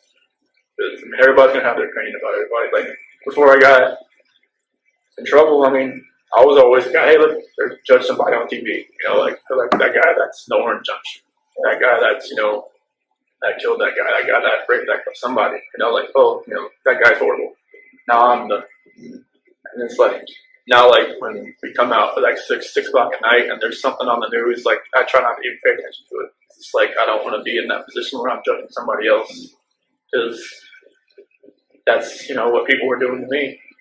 I don't want to be that person anymore. But just hope that I can, step back and kind of look at everything that I've done in my life. And then, up to that point, and just, I did some good things, but the matter of the most important thing, I screwed up the worst. I just hope I can at least maybe help somebody. And however much time I have left. Was it your intent the whole time you were taking the girls out there that you were going to do that to them? Honestly, it's when I got there, I didn't think it was gonna you talking about the tanks or just I just thought process and all this. None of this makes sense. That's why I know you guys keep asking these questions because it doesn't make sense to me. But I guess did you? You could have done it before you guys left. I don't know. And not had him, alive in the backseat. They could have been with Shanann in the backseat. So. I didn't think about anything really. As far as how everything was going to happen, I don't know why it happened. Why I left everything out there in the field and why all this stuff. Just, none of this makes sense at all. But to Tammy's point, did you think that they might be coming back, or did you know they wouldn't be coming back? it's, man, the whole trip out there, I mean, it was like I was on, like I wasn't thinking. It was like,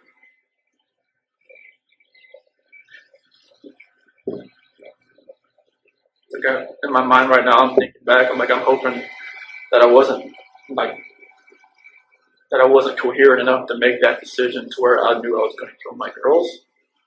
I'm just hoping that, like no father would ever want to do anything to hurt his blood and flesh, but I did that, and I just don't understand how it happened. So, I mean, I even read books that say, like no dad would ever do anything to hurt his children. It just happened. So I always think of myself like, was I even a dad at one point? I don't know. But it's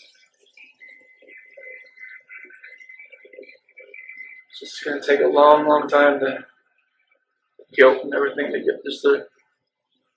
Have you asked for forgiveness from God? Mm-hmm. Yeah. It just takes a long time for me to forgive myself. And that's one thing that's got to.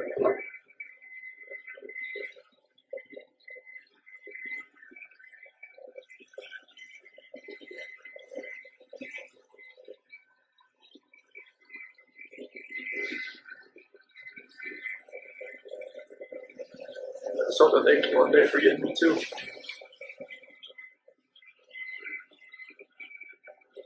Stay with And I it. think you said earlier that you were so angry at Shanann or whatever that you were gonna, anyone in your path of destruction or whatever was gonna get it. Basically, kind of is what kind of made it sound like. I'm not saying that exactly right, but why were you so angry at Shanann? I don't know if it was just because of separating me and my family, pretty much. Because, I mean, it happened at the wedding. Like, that's the reason they didn't come to the wedding. I mean, I blew up at my family to a point where I said some horrible things to them back in 2012 that I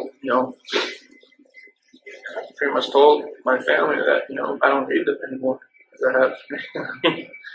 I said, I cussed my mom out. I did all this kind of stuff. I never thought, and I don't know if it was just like Shan coaching me on to do it, or if it was just like rage that was like I'd never seen before. And then I don't know if it was just everything that happened in July, but I can't see my kids, and I'm not sure if they're ever going to go see them again. I don't know. And it was just like, I don't know if that had something to do with it, that something inside of me just triggered it, and then just like all that pent up from the wedding and everything, just like, it's like a long fuse that finally just went to its end. What happened in 2012? There was my mom and Shanann, just like from when I proposed to her, it was at the beach, and from then on, it was just like she always went up to Shanann and was like, I didn't need a ring like that when I was your age. I didn't need all these fancy things when I was your age. And just kind of kept boiling over, and then they never agreed on anything. It was just like, we didn't really need their help to do anything. We just so we'll just pay for it ourselves and all that kind of stuff. And, it was just back and forth, and I think maybe my mom just never thought she was good enough. She always thought she was hiding something from me. So, She always thought Shanann was hiding something? Like what? I don't know, stuff from her past, or Oh, I see. Yeah. So there's conflict at a barbecue when all the families got together. And the first, maybe a barbecue that Shanann put together for everybody to get to meet each other. Two families, if you call that. Like when you first started dating. So I remember we did have something like that, but I didn't remember any kind of arguments at any place like that. I know when I proposed to her, Shanann had her family come down to the beach too. They stayed at a separate house. But as far as a barbecue right now, I don't remember one that was like that. Way before then. Yeah. I remember the time when I asked Frank if it was okay if I had asked Shanann to marry her. Remember that little get together. I don't think. So then what was the book at the wedding about? It was just my mom and pretty much my sister just she didn't like her. Oh, They just thought, that that Shanann had taken me away from them and moved me out to Colorado. oh, Because we were in Colorado when we flew back to get married. oh, okay. Because we went to Colorado for Thanksgiving to visit some friends, and we decided to move out there like a couple months later. Okay. So that was like April. I moved out there April 2012. We got married in November 2012 in North Carolina. So they always thought I was just taking. That she took me away out there. And Was then there something with invitations or something? Your sister was supposed to send invitations. yeah, there was. Okay, now you're bringing some memories back. There's something to do with that, and then my sister wanted, her kids. Oh, my sister wanted her kids as like the ring bearer and like something else, ring bearer and flower girl. And then Shanann, she told her no, or wait, either Shanann told her no or Jamie backed out of because of something else, and then it just like all blew up. And is that pretty close to the wedding? Yes, yeah, that was within a couple weeks. Did they go to the wedding, your family? My grandma did. But your parents and your sister did not go. Ronnie wasn't there either? Nobody was there. It was my grandma was there, and then like the dance when the groom dances with his mom, I was dancing with Mark's mom and my grandmother. It's sad, isn't it? I mean, it all comes from a place of love, them loving you and not wanting to get stolen. It was a great day. I mean, everybody was really happy. I mean, it's always just rang in the back of my head. They were never there, and every time they look at pictures, it's just like, oh, where's out there?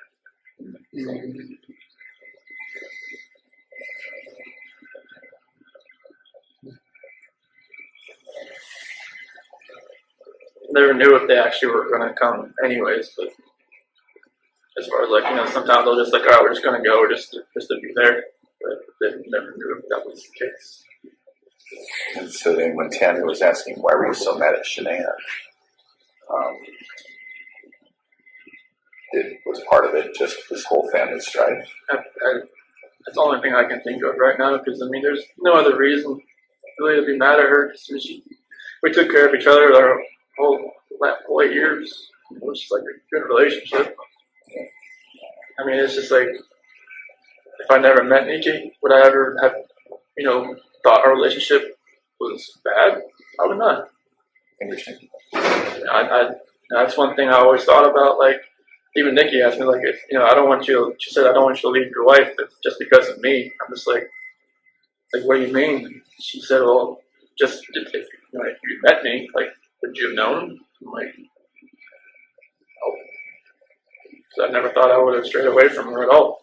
Like, I've never tried to follow anybody, Right. Was Shanann checking your phone, or She always had my phone. she was checking your phone? So how did you get past that? I used my work phone. To text? And you had some secret apps, right? That was on my personal phone. Were you using anything else to have contact with her? I just texted her with my work phone. When Shanann and the kids went to North Carolina, she used my personal phone. And she just told me to put the pictures in an app, and I just found that calculator. I just put, just searched on the app store, hidden pictures, and this calculator app first popped up.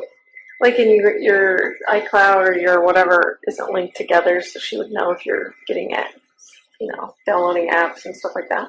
They used to be a long time ago, but when we got different phones, or when our phone contact list would be synced up from the cloud and stuff I couldn't have she had tons of phone contacts. I just couldn't have all that, but it's still kind of linked up at one point. But as far as she asked me to get my own iCloud account, just to kind of free that up a little bit. How about your Facebook account? You deleted that at some point. When did you do that? And why? I think it got back August 7th. went to work. I think it was probably August 8th. That's when Nikki told me she told her friends about me. And I just figured, they'd probably look me up on Facebook and see that I was pregnant. If Nikki already knew probably already, but that's the reason why I did that. Did you and Nikki ever fight? We never fought, but like I said, I had to calm her down a bunch of times. Yeah, you started to mention that when we were talking to you before about her getting upset about some video or something about being bipolar or Well, what are you talking about? I think either my dad told me about that or John Walsh told me about she made a couple videos when she was just talking to herself, saying that she was bipolar or something like that. But a lot of things was when she realized that she's the other person in the relationship, that I'd always put my wife first over her, and that's what kind of made her take a step back a few times, and then I had to kind of calm her down. Tell me about those times. What'd that look like? So the first one was probably around July 4th when I had to leave her house because she wanted to kind of spend most of the day together before she went to a baseball game or something. And when I had to leave, it kind of just made her kind of take a step back and wonder what she was doing. And I just told her hey, just because of what's going just because I had to leave doesn't mean you have to just take a step. I was comforting her at some point. I don't even know why I was doing it. Maybe I knew I was too far gone at that point, but it was... Because this is Shanann's pissed. She's called you 10 times. You were sleeping because you had your day off. Yeah. And then you go outside to talk to her on the phone and then tell Nikki that you need to go home just in case she calls back and all that, right? Mm-hmm. So what did she say to you, Nikki? She was in the shower. She said, okay. And then that's when I talked about I calm her down, she's on the phone. And was she we're breaking up, we're not gonna, I No, can't do this? No, she said she didn't want to, she didn't think it was safe or it was good for us to see each other anymore that day, the rest of that day, just because of all that. And I'm okay, that's fine. And she asked me to come over later on after she got back from her baseball game. And so you did that? Mm-hmm. So what was the second one like? It was basically about the same thing. She was, I didn't really know it at one point, but I guess she had set up a couple dates with some eHarmony app or something, and they never showed up. And she'd already made plans with me, and Wait, what do you mean? She set up dates when she had plans with you? Yeah. Why would she do that? I guess she kind of figured out they weren't going to show up. She went, I guess when she went to the baseball game, they never showed up, and there was another one that never showed up either. So she's actively dating other people while I you guys didn't are know together? it until a couple weeks later. How did you find out? She told me. What'd she say? She it was one conversation where I actually kind of fell asleep on the couch, and then she had told me I'm not sure why she even told me about it, but it was very random, and she could tell that it kind of took me back a little bit because I figured she would have told me that if she was actively still looking around. I mean, she didn't have to tell me, but I figured she Do you would think she told you though so that it would hurry you up and make a decision. you're making a decision? It might have been, but she never had anybody that actually tried to fix things as far as hey, I like where we're at as far as the relationship goes, and actually I did stuff for her around the house, around her little apartment, and nobody's ever done that, and she just thought it was different. So, What about our male friend? Where does he stand with her? What's his name? Jim? Jim. Thank you. He worked in the oil field, North Dakota, I believe, and I guess he's been a friend of hers for a long time, and it's kind of a shoulder to cry on. There's always somebody that's always been around for her, and I guess he's had a couple girlfriends, and just I guess he's hadn't had much luck, I guess, in that department as far as keeping girlfriends, and just him and Nikki have always been good friends. Platonic friends? That's as far as you know. as much as I knew. Yeah. But I think they just been friends for a long time, especially up in oil field, North Dakota, or whatever he's working now. I think either Wyoming, they go all over the place. When Sandy and Frank lived in the house for 15 months, what was that like? It was, it was tough. You want me to wait or No. Okay. It was tough, because go from just me and Shanann and Bella and Cece to 2 other people and then now 4 dogs. Yeah, right. Yeah, Onyx is he's a terror, 100 pounds of just heat-seeking missile everywhere, and it was cool having more people around, but it was stressful. Yeah. Because with Shanann, having 2 dominant personalities in the house, and with her mom there, it was kind of like what her mom would tell her kind of how to raise the kids sometimes, or do this, do that, whenever they were sick, she was like, all right, rub peroxide on your feet, they'll be fine. Just what? It's okay. And I wouldn't do it, and Sandy was like, just do that, it's okay. But it's just little things like that, and it was like a clash every day. Yeah. It's kind of like every time I got home, I didn't know if Shanann was pissed or if she was okay. Because when they first got there, they didn't have a job yet, and so they were just around all the time. But then, once they got jobs and stuff, I think it was a little better for Shanann because they weren't around the house all day. But it was definitely stressful, just vacuuming every other day, Yeah. and just cooking was great. That was awesome. But She's a good cook. I was always because they were down in the basement, so I was always really trying to keep the girls upstairs while they were sleeping, so they're running around downstairs, and I didn't want them to wake up. And I know Frank always told me that waking up Sandy early is not good, so it was just just kind of walking on eggshells a lot. Yeah. It was stressful. Yeah. Yeah.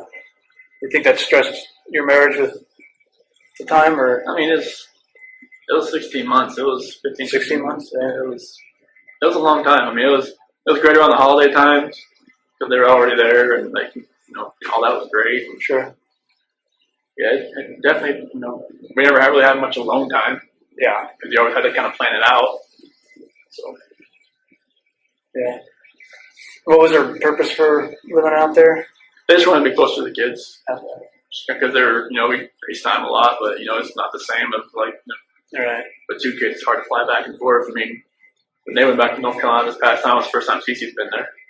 She was 3. Yeah. First time her brother ever met her.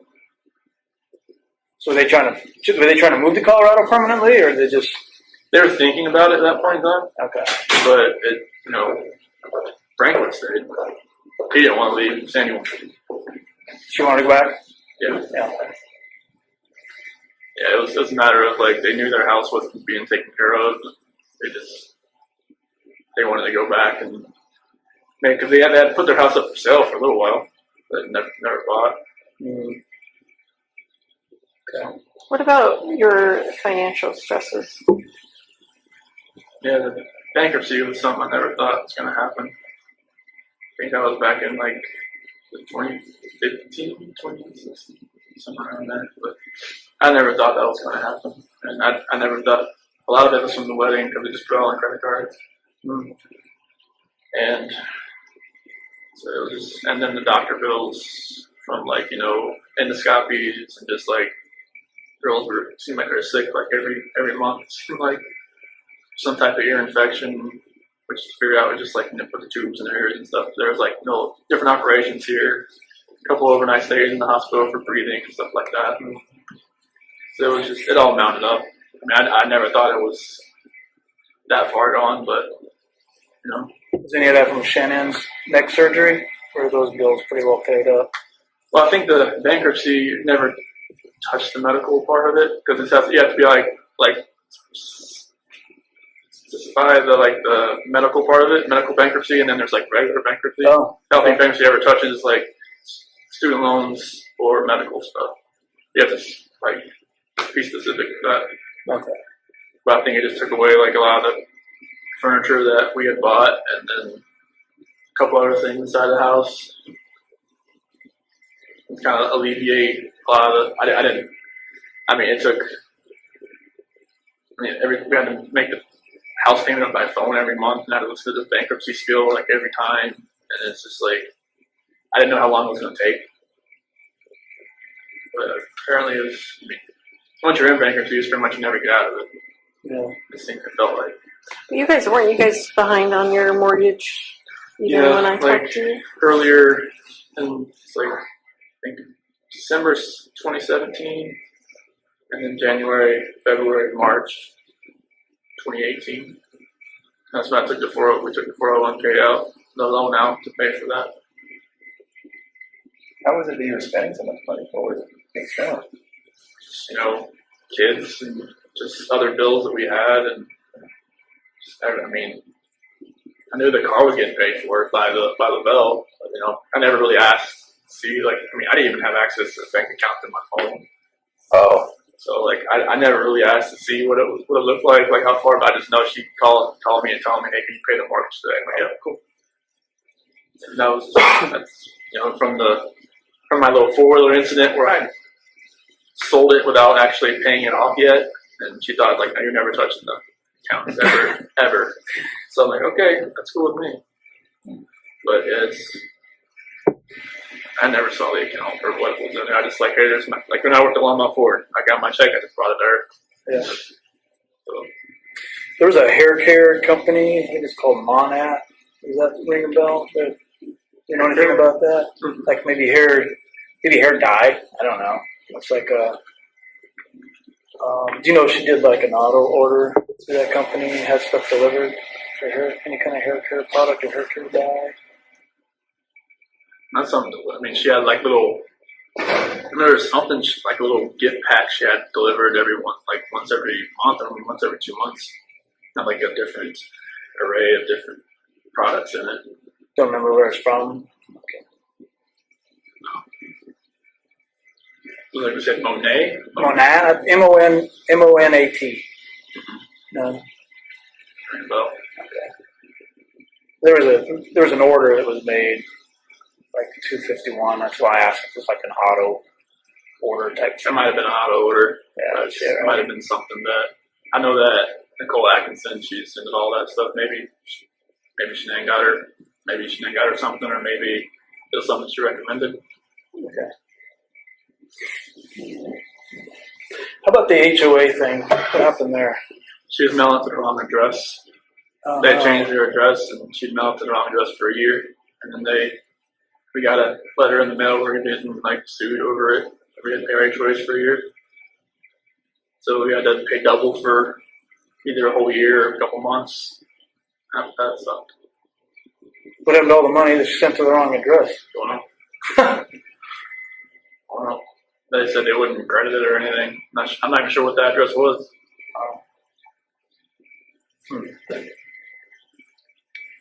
She said it was just something that she didn't see. I was like, well, I wasn't gonna harp her about it because she did so much. So I was like, I'm not gonna like say what the heck are you doing?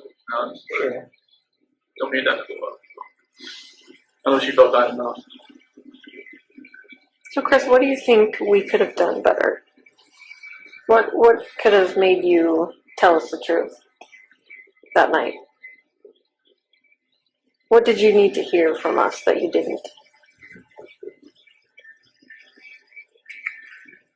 Not really. I'm not sure what really goes to people's minds when they're in an interrogation room. When I was in there with you and Graham, I was just nervous. I knew I had done something wrong, and I knew you probably already knew or were going to find out.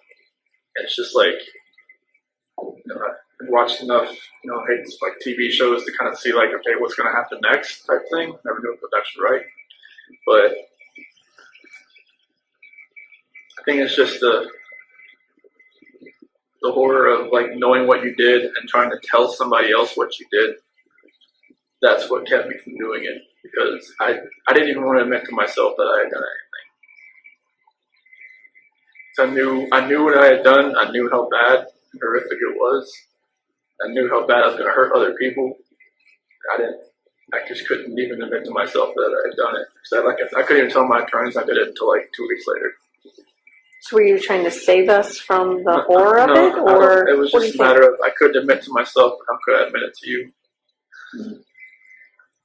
So do you think any amount of us asking you things different ways would have helped, or do you think anything would have helped? I think if maybe you didn't ask about if Shanann hurt the kids, you would ask the other if, if something in that, a different order of question, maybe it would have came out a different way. Because that's the only reason I went with that story, is because that was... Well, you weren't giving us anything else. I know. That was the problem. But No. so if you think if we would have said, what do you think?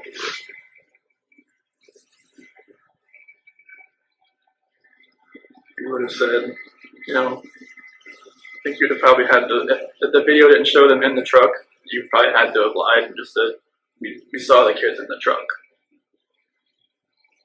I mean, I hate to say you would have to, lie to get me to say what you wanted me to say, but it might have been that. That we saw the kids in the truck. When we were talking, there was a point where you just said, "Can I talk to my dad?" You just want to tell him first. I just wanted to, tell him that, that I loved him and that it's probably the last time you're going to see me again, as far as, outside of a cell. Yeah. You're looking forward to it coming. Yeah, because we're just talking on the phone, it's just totally different when you see him, see a face, It's like when we got on that little video conference in Love County, it was all I could do to stop, just not to just break down on that phone. So it'll be good to see them What do you get to do when they're here? like this. Like in a room like this with a If table? there's a visiting center, down in my unit, and I don't know what it looks like, but I know they said it's tables. It's pretty much they set up a time and you get a couple hours. That would Just- be good. Yeah, just in that little center, and I'm not sure what else is in there, but I just know there's tables. I think there's vending machines and stuff like that. But it'll be good to see them, and fortunately they can't bring their phones in or anything, so I was hoping they could maybe show me a video or two, but I don't know, or a picture. But they pretty much only let you come in with your ID. That's it. Can they mail you still photos or anything like that? Yep, they can do the still photo. This is sometimes they try to play a video over the phone for me. And it's it's really fuzzy and crackles a lot, so you really can't hear anything. If you have any other questions for us, if you ever wonder, I wonder why they did this, or I wonder why the investigation went this way, or I think the first time I was brought in, I think it was the 14th, I believe, when I met you that night. Mm-hmm. You told me there was a bunch of other people coming in for statements. Was that true? Yeah. No? there was a couple people. Okay. Yeah. There were a lot. There were a lot, actually, yeah. Okay. So We had a whole board worth of people listed and agents out. They didn't get the attention you got that night, but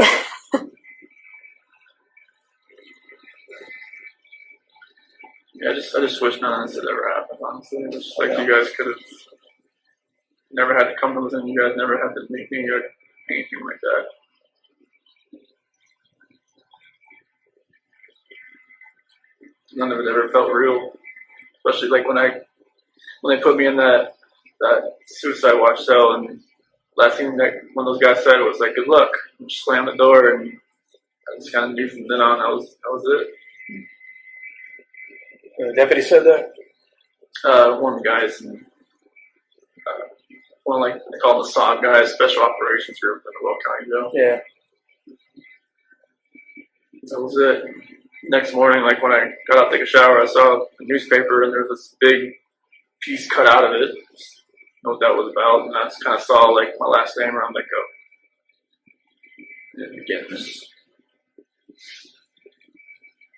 if we came back to talk to you someday, would you be inclined to talk to us again? Okay. Yeah, they just took me off guard. I had no idea. Yeah. We didn't really want to tell you we were coming just Oh. because we didn't want you to have anxiety about us coming. I would have had anxiety. Yeah. I was- So we figured the blitz attack was probably the best course, Just today. like the first time we met. Right. Oh, you knew when you were meeting me. I just did, yeah. You just don't have all your props here today. That's right. It's our props, man. Those it's legit. Sophisticated equipment. It is. Right? That's right. Sophisticated instrument. I don't know that that's going to happen. We might not ever see each other again. I But didn't think we would, honestly. your experience is definitely interesting. You yourself are definitely interesting. We see things in you that we didn't expect to, and we don't see things in you that we expected to see. So it's very interesting to us, and it's. I hope you can take to heart that today was a lot about us learning how to do better, how to talk to people better, how to do investigations better. I mean, like, I had never talked to a police officer before, or like FBI, CBI, anything like that. So that was all new to me. Like I said, everything that I've ever seen as far as, you know, the authorities has been on TV. So I didn't know like what to expect, especially when I got that interrogation room. It just felt like exactly what it looked like. Just like, you know, you guys cook and prod and then leave. Come back in. It's like, give me time to stew, give me time to, like, you know, think. And it's like, it works. It just really, like, I don't know, just drills more questions into your own mind instead of, like, you know, just staying in their room and just asking questions all the time. Mm-hmm. You liked it when we took breaks? Like, you think that worked on you? I did. So you were, like, watching videos with girls at one point. Do you remember that? Them giggling and laughing and... Like when I was in the interrogation room? Yeah. I don't remember that. You don't? I didn't. I thought you already had my phone at that point. No. We didn't take your phone towards the end. Towards the end. Okay. That was weird for me. It's like when you put that picture in front of me, Yeah. and that's what probably made me do it. I didn't have a signal in there, but that's like the videos I had on my phone. Which is like, I wish I had taken those videos out more often before all that had happened. But yeah, that definitely got in my head a lot. I don't know where that picture was from because I'd never seen that picture. The one we showed you? Really? I've never seen that dress before. Really? We talk all about that dress. Yeah. Is that just And you were you making saying... it up? I never saw her in that dress. You were even telling us when she last wore the dress About the and boots. the boots. Not that dress. Those are her favorite winter boots, and she wears the them all winter summer. boots. Winter boots, yeah, but that white dress was a little different. I've never seen that picture. No, because you talked about buttoning it up. You said, I remember because she just wore it the other day and I had to button up the back. And Must have been a different dress, but not that one. Huh. That picture, was that in North Carolina, or was that? I don't know where the Pulled picture it came off of from. Facebook. Shannon's Facebook. So maybe it was while you weren't there or Might have something? been, yeah. Because you don't recall that, huh? There's a lot of pictures, I guess, I didn't see when they were in North Carolina that my parents have. Like, especially like 4th of July and stuff, and they had like 4th of July dresses on and stuff like that I never saw. Oh. Some I had on my phone, but, you know, that white dress, I never, like they were, like she was going to church or something. I just never saw that white dress. And Bella's little dress that she had. Her little awkward smile there in the back. Yeah, that definitely got in my head when you did that. When we had the picture out there for you? See, and to us it didn't feel like that because we I know, I really didn't show didn't any elicit emotion. any emotion. I Yeah. don't show emotion that much. It's like my dad. It's like we don't show emotion. Like Were you fighting it down, or were you just not a guy to show it? most of the time, I'm not a guy to show it. Like I hold it in as much as I can, and like, you know, in my cell, I've cried a lot, you know, obviously, but like I'm not really a guy to show it. Okay. I don't know. I try to hold it as much as I can. Yeah, you were a difficult guy to read. Especially at the house that day. That makes total sense now. I knew it was like, because I was like in shock or just like disbelief or just like some people said I looked like I was a heartless, no soul person, soulless person when they did like the TV interviews or something. And I'm just like, I'm just glad I never saw it. I don't even want to know what I looked like, what I sounded like. But you were obviously feeling it then. You just weren't. Yeah, just like Showing it. nothing registered at all. Everything was like just harbored deep down, and then like I think it was just one night when I was in my cell, it just all hit me all at one point. Not the fact that I was in jail, but the fact that like everybody was gone. Yeah. And none of it. I think if it was like like if something happens to your family, like in like an accident, like a car accident, or like something like horrible like that, it registers at one point. But if like you did it, I don't know if like it just doesn't register at one point. It's like in my head, it never registered. Does it seem real now? Oh, feels real like every It does. day. Like I see pictures, I just know like where they were at when they were doing that. When I first had like some type of hearing over the phone, and I heard like Frank and Sandy and Frankie and them, they were on the phone, and I forgot what kind of hearing it was. Something about like a probate hearing or something. I knew exactly where they were in the back. I heard the birds chirp. I knew they were on the back deck, and I just like walked back to my cell, just balled my eyes out because I knew exactly where they were. I knew how many times the girls were back there, and it's just weird how emotions is processed differently for me than everybody else. Mm-hmm. Like something like you said, if you lost your kids in the grocery store for 5 seconds, you'd be a mess. Mm-hmm. And then like, for me it'd be like, I'd be panicked, but I probably wouldn't cry. I'd be like looking around trying to find them, but it's like it just processes different for me. I never knew why. Never know why.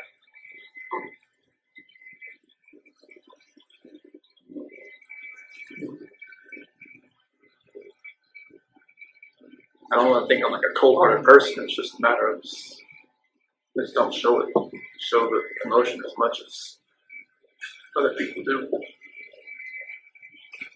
Even when the girls left North Carolina, her Chance brother, mom, and dad were all crying when they left.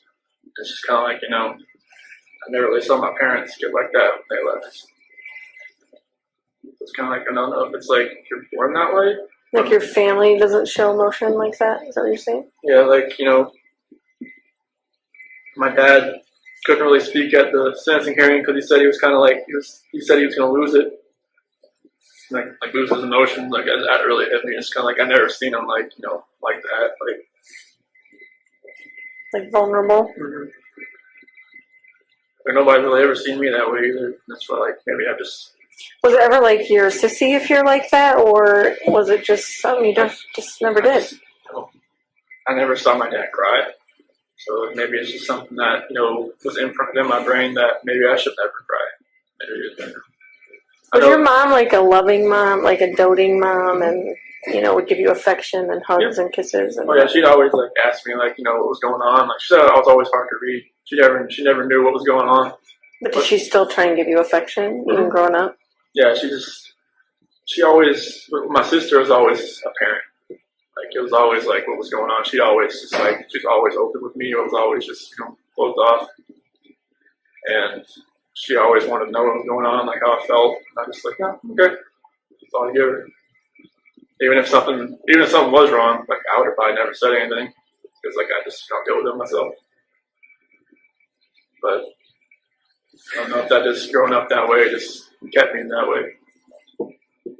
Deal with things on your own, but then they build up so much that you can't deal with them, and they take a hold of you. You never thought, in a way, you could take hold of you. So you think it was a result of just bottling up for so long? Definitely. What do you remember your dad saying at sentencing? I remember there was a scripture. It was a 1 John 1-9, and then a lot of it, their representatives said for him. And my mom said a lot. My mom spoke, but everything my dad had written down, the person said. But he was talking about him going to Little League games and races and stuff like that. Going to being my coach and everything like that. So now I can experience the same type of joy doing that for my girls. I remember your mom saying she loves you and she always will. Yeah. That was pretty important to hear. I think at the end she said, "I forgive you, son." Yeah, that was big, right? Mm-hmm. Yeah. And your dad, when we came here today, we were just hoping and praying that you would take your dad's advice. Do you remember what he said? I hope if you ever get a chance to talk, you can talk about it. Okay. And I think that's what today was. Don't you? Mm-hmm. Yeah, I think it was. They didn't expect it to be today. Yeah. So DA made some comments during that sentencing hearing about your emotions and having no emotions, or you remember all that? Yeah, just like, he lied to us from the start and a couple other things. I believe that's what he was saying. What do you think? Do you think he was anywhere close to it? What do you think of? Basically, what is your opinion of what he said in that? I mean, it's going to be, taking all his evidence and putting it into the story that he wanted to convey. And like, if you don't know me, that's where you're gonna portray me. Like, if you take everything from August 13th to now, like, that's how people are gonna know. That's how people. There's no other way people are gonna opinionate themselves about me, just by what they see right there. Right. They're gonna say, okay, they look at the guy that did the interviews on the 14th, and they see, okay, that guy should be like, on his hands and knees, like crying his eyes out, and what's he doing? He's just like, he's just talking. Right. And they're just like, no, I know. And maybe got some information maybe from like her friend saying like he was cheating on her or something like that. He's a cold person. He was, trying to do this and that. It's like, they don't know me. That's always going to be their opinion about me. Because like, there was one church service, the only one I've been able to go to in here, and said you're not defined by one moment in your life. And I think that's like, people are defining me by one moment in my life. They don't know like what happened before or what can happen later. Right. So I just hope that, hopefully one day people can stop judging everybody. There's tons of people in here that, I don't even want to know what they did because I don't want to judge them. Like, like, I'm not that person. Like, they know what I did. I'm not going to ask them what they did. Makes sense. You did show some emotion during that hearing. What part did you think you felt most emotional? I felt when Frank was talking about, I didn't know what to expect when he first started talking, but he said I was the evil monster, and that rang in me, and he said I tossed him away like garbage, and that hurt. And when Sandy was talking about that video about Bella was calling me her hero, and that triggered it a lot there. And then when Frankie was saying, like, I'll never be called uncle again, but you'll never be called a dad again. That really stung. But, when my parents got up there, just hearing my mom and dad talk, just like, they really couldn't look at me. But I just felt like, everything they said, saying they forgive me and that, I'm still their son, no matter what. Yep. I know, like, even my attorneys told me, like, you need to show a little more emotion, because I guess first time I went to the courtroom, I didn't know what to expect. I was still like, new to everything, just in shock about what was going on, and they said I was just a cold person, just looking at me. So when I did the plea and at the sentencing hearing, it just all of it felt just more real than anything.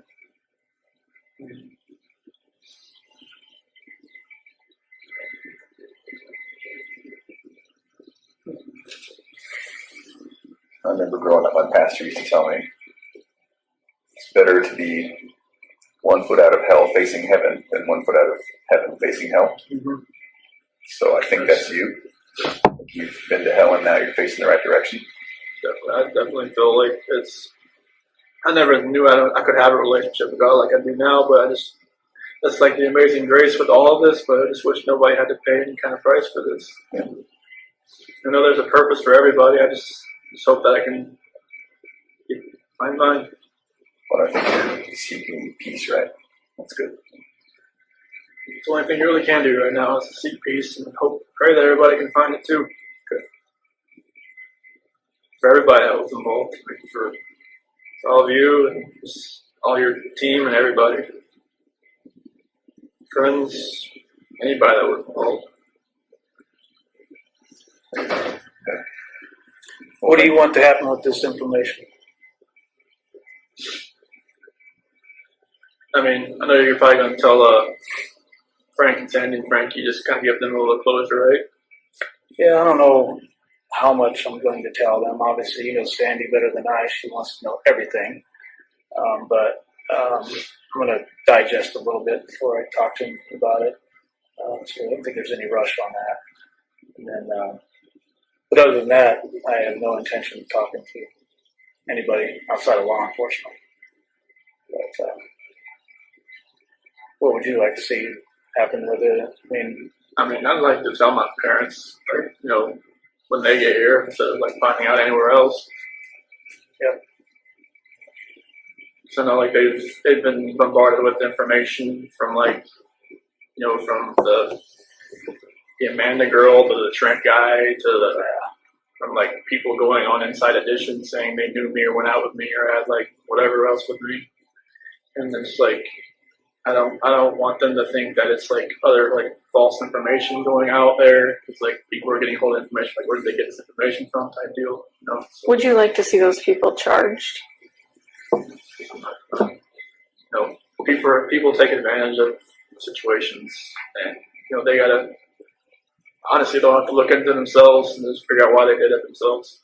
So I mean, I don't think charging them would help. I think they just need to work out whatever they got going on within themselves. I mean, Did you ever have a profile on Tinder or anything like that? Any of those dating websites or anything? No. I just had Facebook, I had Instagram. So,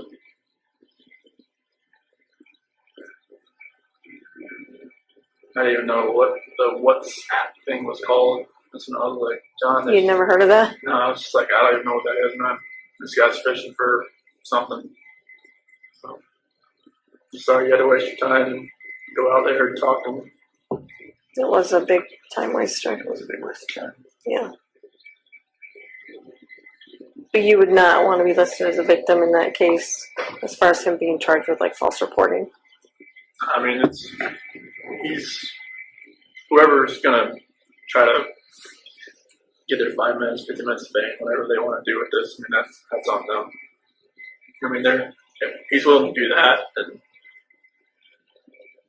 he needs to figure out what's going on with himself before, like, you know, I don't think charging him with something's gonna fix that. So it'd just be a waste of time, I think.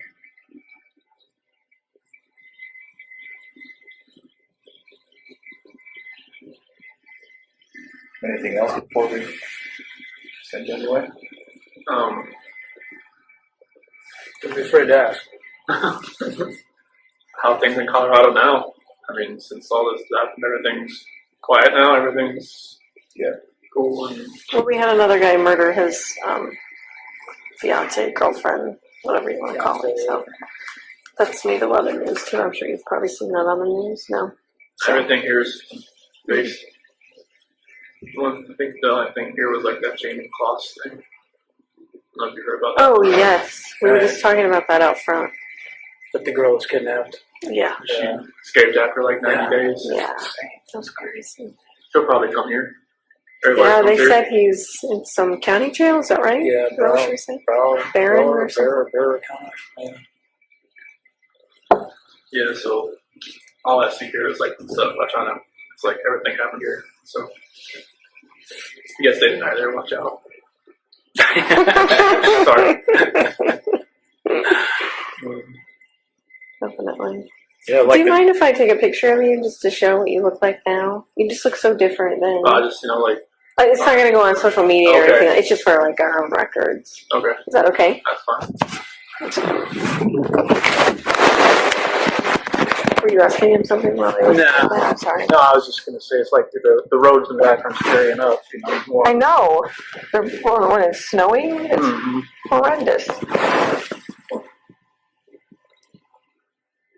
I don't know. Mine's ice racing.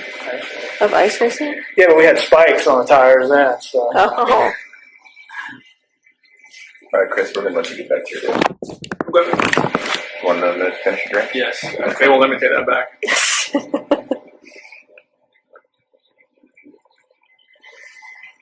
Yeah, I had to shave. They recommended I change my appearance to DRDC. So, Why is that? Just so people didn't recognize you? No.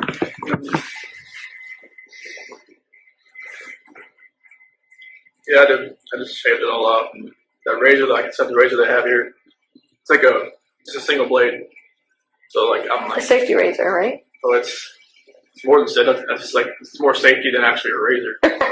That's why it doesn't shave. It's like a sharp rock or Right.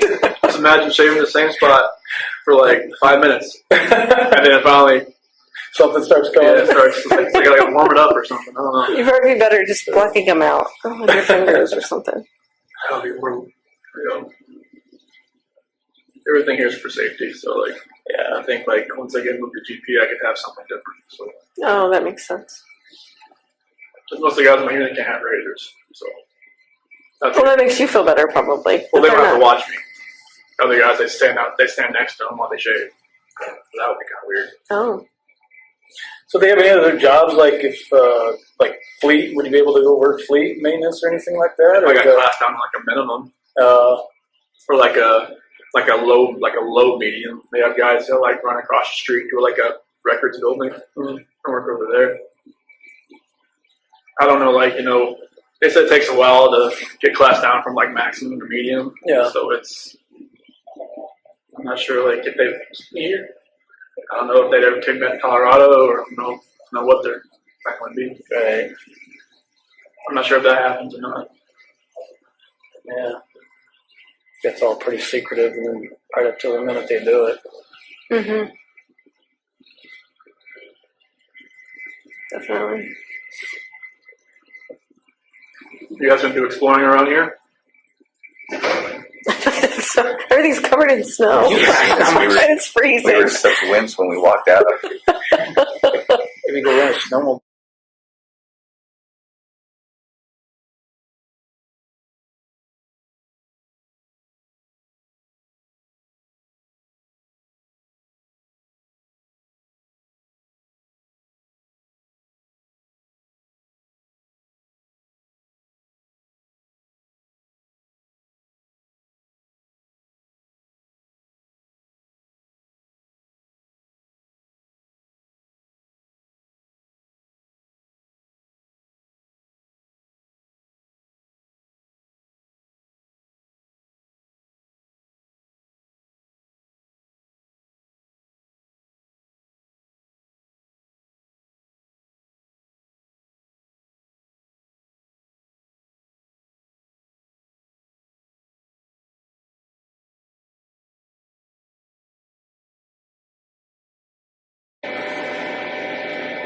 I'm nervous and sure. Okay. On that. Other places.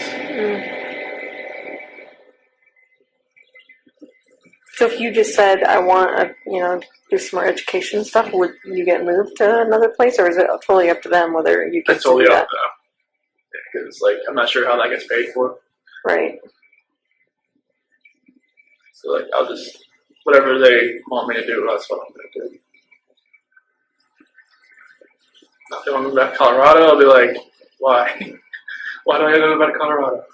Oh, if they told you that, Yeah. you would question that? Oh, like after a while, if I was here for a long time and then say, okay, since you leveled down, we'll move you back. I'm like what? But, know how that would go. Are you scared to level down now? No, I mean it'd take years for that to happen, but like I don't know how it would be like in Colorado and the DOC there. The PSU counselor, she worked in DOC in Colorado and California. She said Colorado looks like California now. Really? She said bad beginning violence. I could see that. Yeah, I can too. Definitely changing. Yeah, I think people in this part of the country are just different overall. really, we kind of talked about that earlier. Colorado's not like it used to be. People here seem to be nice. I think a lot of transplants probably moving into Colorado from other states. Yeah. Probably affecting that. Because no, Dave Colon, he said they were moving to Florida just to get away from Colorado because it's too much changed. Yeah. It's just so expensive and Everything's expensive there. Crazy.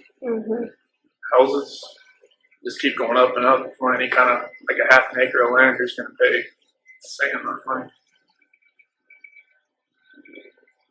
Here, I think it's a lot cheaper, but the pay is it's much lower, I think. Too. Yeah. Mm-hmm. I was doing a little reading on the area, and the median house price appears like $116,000. I mean, you can't even buy a mailbox in Colorado for that. No, the No, P.O. box that's right there. true. Yeah. What a P.O. box in Colorado? $100,000. Nuts. I think I was reading like Pittsburgh, kind of like the same way. It's like crazy to think about how much it varies from like state to state, city to city. Pittsburgh expensive? No, like Inexpensive? yeah, it's like Oh. 150,000 for a house. Yeah. Like deal. I'm like, geez. But deal with the weather and deal with all that kind of stuff too. Yeah. Yeah, there's a reason for that, right? Like here, I guess you got like April to September. That's your only good months here. The rest of the time you're in your house. Yeah, I don't think I could handle that. Unless you have snowmobiles. I wouldn't even like that. Yeah, you It's can't still do that cold every day, outside. right? You start using the snowmobile for necessity, that's the problem. To Right. get to the store. You got to put a license plate on the Daily bill. commuter. Yeah, that's a problem. Kind of walk around Titletown all the time.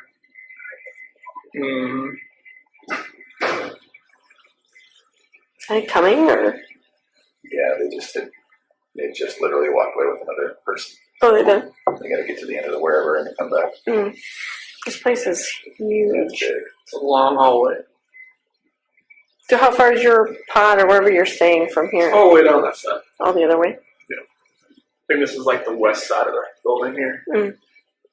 I haven't gone much farther than this. Like all my stuff's always on the east side. But they got huge like pods that'll have like over 100 guys in them. So, but they move like 40 or 50 people out each day. You have a cellmate, right? Somebody said? Oh, you don't have a cellmate? Nope. When I go to GP, I probably will. Mm-hmm. I haven't had one. Most of the cells in my unit are single cell. There's like 3 that are doubled up, but they don't have the overcrowding they have. That issue they had when I first got here. That's what she was saying. There was like 400 extra inmates Yeah. Oh, that they ended up shipping out to different places. So Yeah, I never knew what the assessment part of it was as far as like how many people they had coming in and out. But it was like you got people coming in and out everywhere. mm-hmm.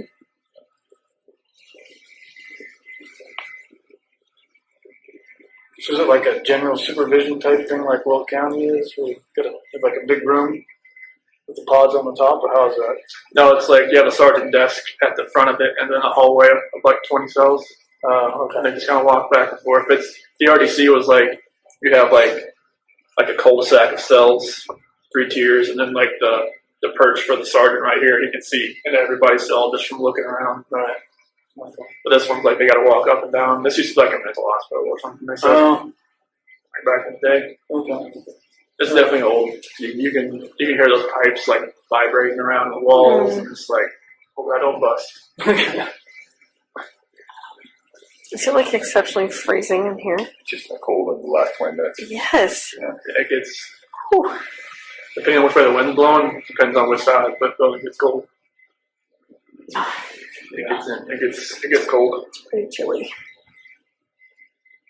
There was like a 6-foot snowdrift outside my window for a little while. It's finally starting to go down.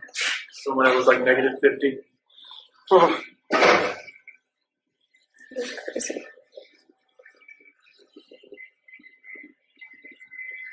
Yeah, it's a little too cold for me. I mean, we're the ones that chose to come in February, but she's ready for you now. Okay. She is. Well, good to see you guys. Take care of yourself, okay?